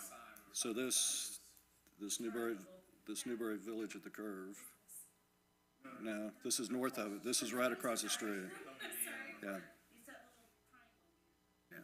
This is the billboard that the chair brought up that caused so much. That so one, much, and then the one, right? and then the one. And that is just one guy's. Both of those signs actually that went up were just somebody's like, hey, this could be here, and actually neither sign could be there because of the overlay district. okay. So both of those billboards were just attempts to Get leads. generate some interest, Yeah. but both of those signs, no application, and the way that they laid them out would actually not be allowed in our current zoning. Very good. Well, that explains why it's not on your map. Okay, no, that's good. I appreciate the clarification, because if this was the case, I mean, that would just be way too much, again, just my perspective. That's all. Thank you very much. Appreciate it. Thank you, Paul. Appreciate that. Mr. Hornsby, I owe you an email response, but I'll be done with tennis season in 1 week, and then.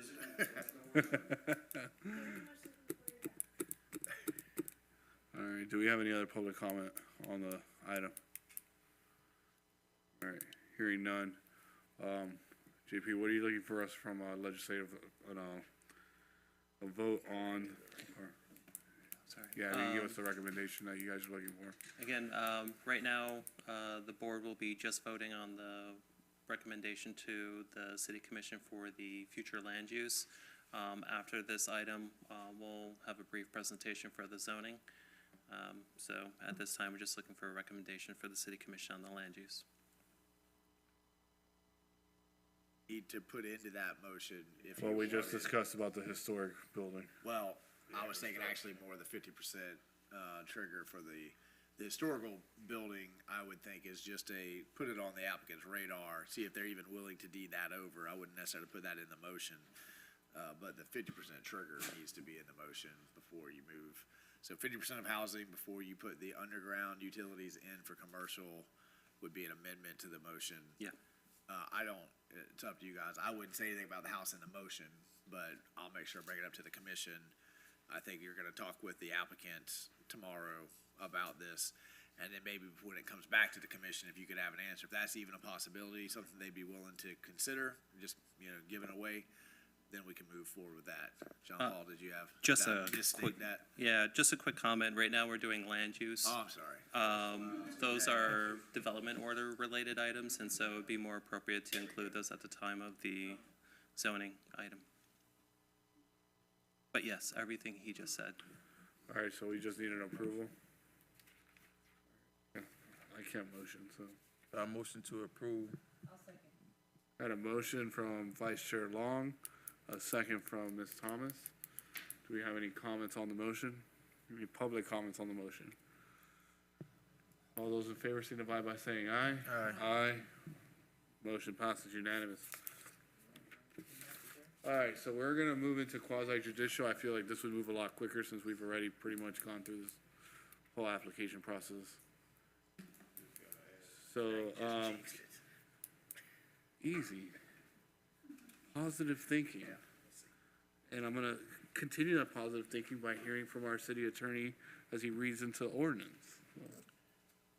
Mr. Chair, this is ordinance number 2023-15, CPA 23-07, an ordinance of the City of Newberry, Florida, amending ordinance number 4-91 as amended, relating to an amendment of the future land use plan map of the City of Newberry Comprehensive Plan under the expedited amendment procedures established in sections 163.31842 and 3 of the Florida statutes, and in conformance with sections 163.3161 through 163.3215 of the Florida statutes, providing for a change in the future land use let's see, did I get it? Providing for a change in the future, wait a minute, I'm sorry, I'm on the wrong one. This is ordinance number 2023-7, an ordinance of the City of Newberry, Florida, relating to the rezoning of approximately 128 contiguous acres, more or less, pursuant to a petition by the property owner of said acreage, amending the official zoning atlas of the City of Newberry Land Development Regulations, providing for rezoning from agricultural A zoning district to planned development PD zoning district on certain lands within the corporate limits of the city of Newberry, Florida, tax parcel number 01932-000-000, providing severability, repealing all ordinances in conflict, and providing an effective date. The appropriate motion is pass ordinance number 2023-07 upon its reading by title only. Yes, sir. All right, JP, you're on. Thank you, Mr. Chair. This is ordinance 2023-16, file number LDR 23-07, rezoning agricultural A land to planned development, consistent with the prior item for the future land use on 128 acres for a development known as Newberry Plaza. This is a general location map of the property within the city limits. Here's a topo of the property, showing the adjacent roadways and parcel subdivisions. The current zoning district is agricultural A. The proposal is planned development. The proposed level of development is 350 single-family units and 150,000 square feet of non-residential use. Since this is the zoning, the development order is attached to the rezoning application. Excuse me. And applicant has the same presentation. If you have questions for the applicant, they can come up and answer them now. Otherwise, I'm just going to continue on with the presentation for the zoning, which has disappeared. Or I didn't put it there. Not sure. But staff does find it consistent with the comprehensive plan and land development regulations, do recommend approval. If approved, recommended for approval tonight, will be heard at first reading on April 24th, 2023. And just a reminder to the board to include the conditions discussed during the future land use in any motion made tonight. And I'm available for any questions, so is the applicant. Thank you.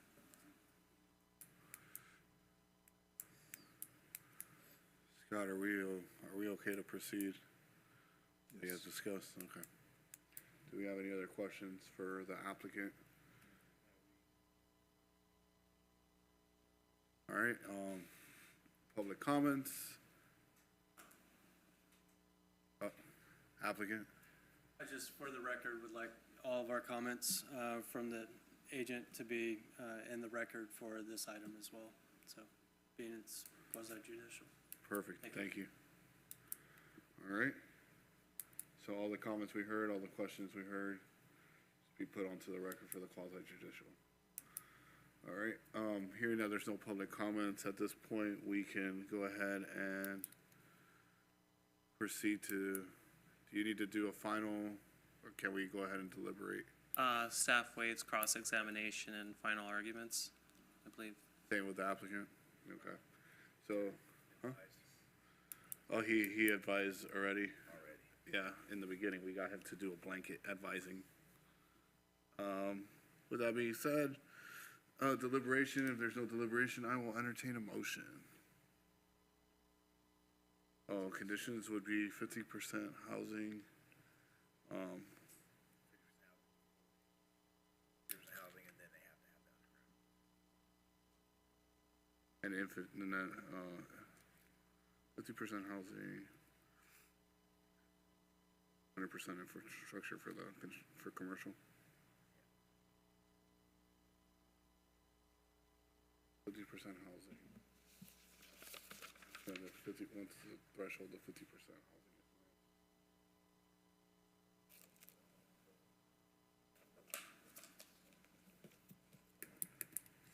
I move the motion with 50% of housing with 100% of infrastructure in place in the development. And that's within approval? Awesome. All right, I got a motion with conditions from Vice Chair Long. Second. I have a second from Ms. Polo. Do we have any comments on this motion? Is there any public comments on the motion? Okay, hearing none. All those in favor signify by saying aye. Aye. Aye. Motion passes unanimous. We look forward to hearing more from you guys. Thank you so much for your professionalism and and always in willingness to sit through our questions and. Oh. Good night, guys. No, we're still in quasi judicial. I'm gonna ask, the attorney read into the ordinance 2023-28 application. It's the last item on the agenda. Resolution of the City of Commission serving as Board of Adjustment.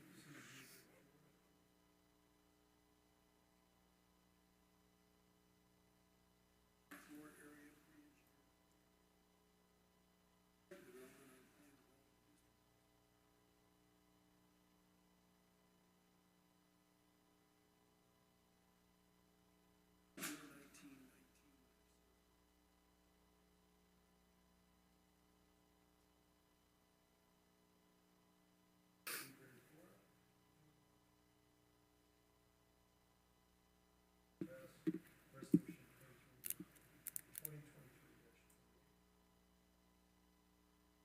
All right, thank you. Brian, how are you?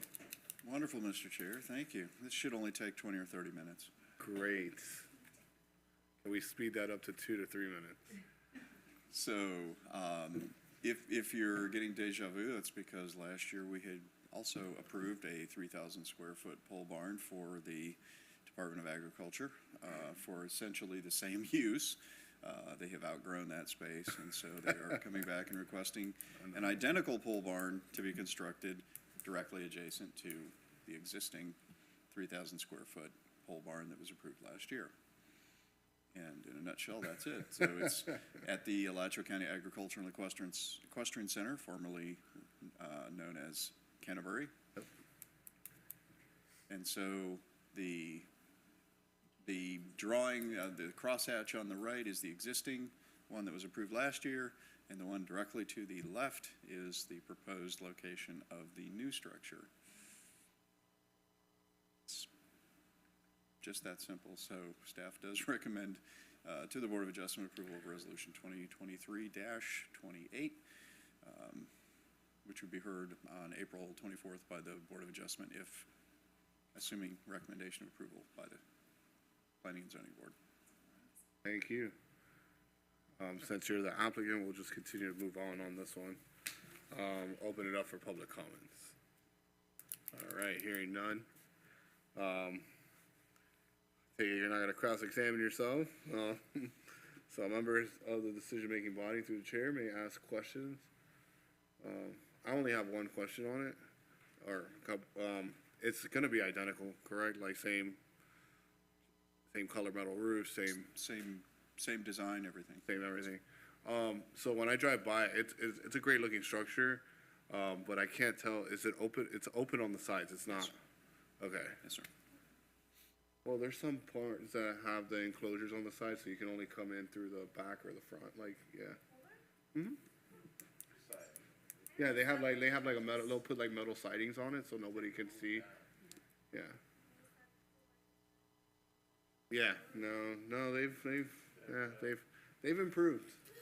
Technically, by the state's definition, only one side can be covered. The only reason I was saying is qualify as a because pole barn. it looks like it's going behind it. You know, if fine, if that's the case, if it's all open. So I didn't know if it was an enclosure on the sides. So. Yes, sir. All right, awesome. I don't have any other questions. No, I think we're good. All right, who's gonna rock, paper, scissors here for the motion? I motion to approve. Got a Vice Chair Long motion to approve. Do I have? Second. I have a second from Ms. Polo. All right, any comments on the motion? Any public comments? Hearing none. All those in favor signify by saying aye. Aye. Aye. Motion passes unanimous. Thank you. All right. Topics for members' discussion. Ms. Thomas. Polo?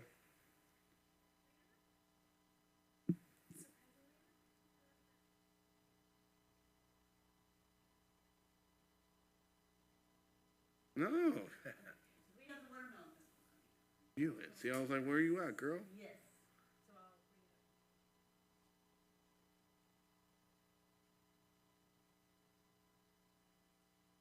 So I'll bring it up. I wasn't about to. Ill. And no one will beat that spit, let me just tell you. Ted Yoho. Let me just tell, no, I'm coming for Ted, right? Yo-ho. What was Yoho, 60 feet? We have a, yeah, It was something insane. He had a he had an air cannon right on the side. I think he had a little staff member with a blower, like to hide behind, and he just kept it going, you know. But Cat, Representative Cat, she came in at like 35.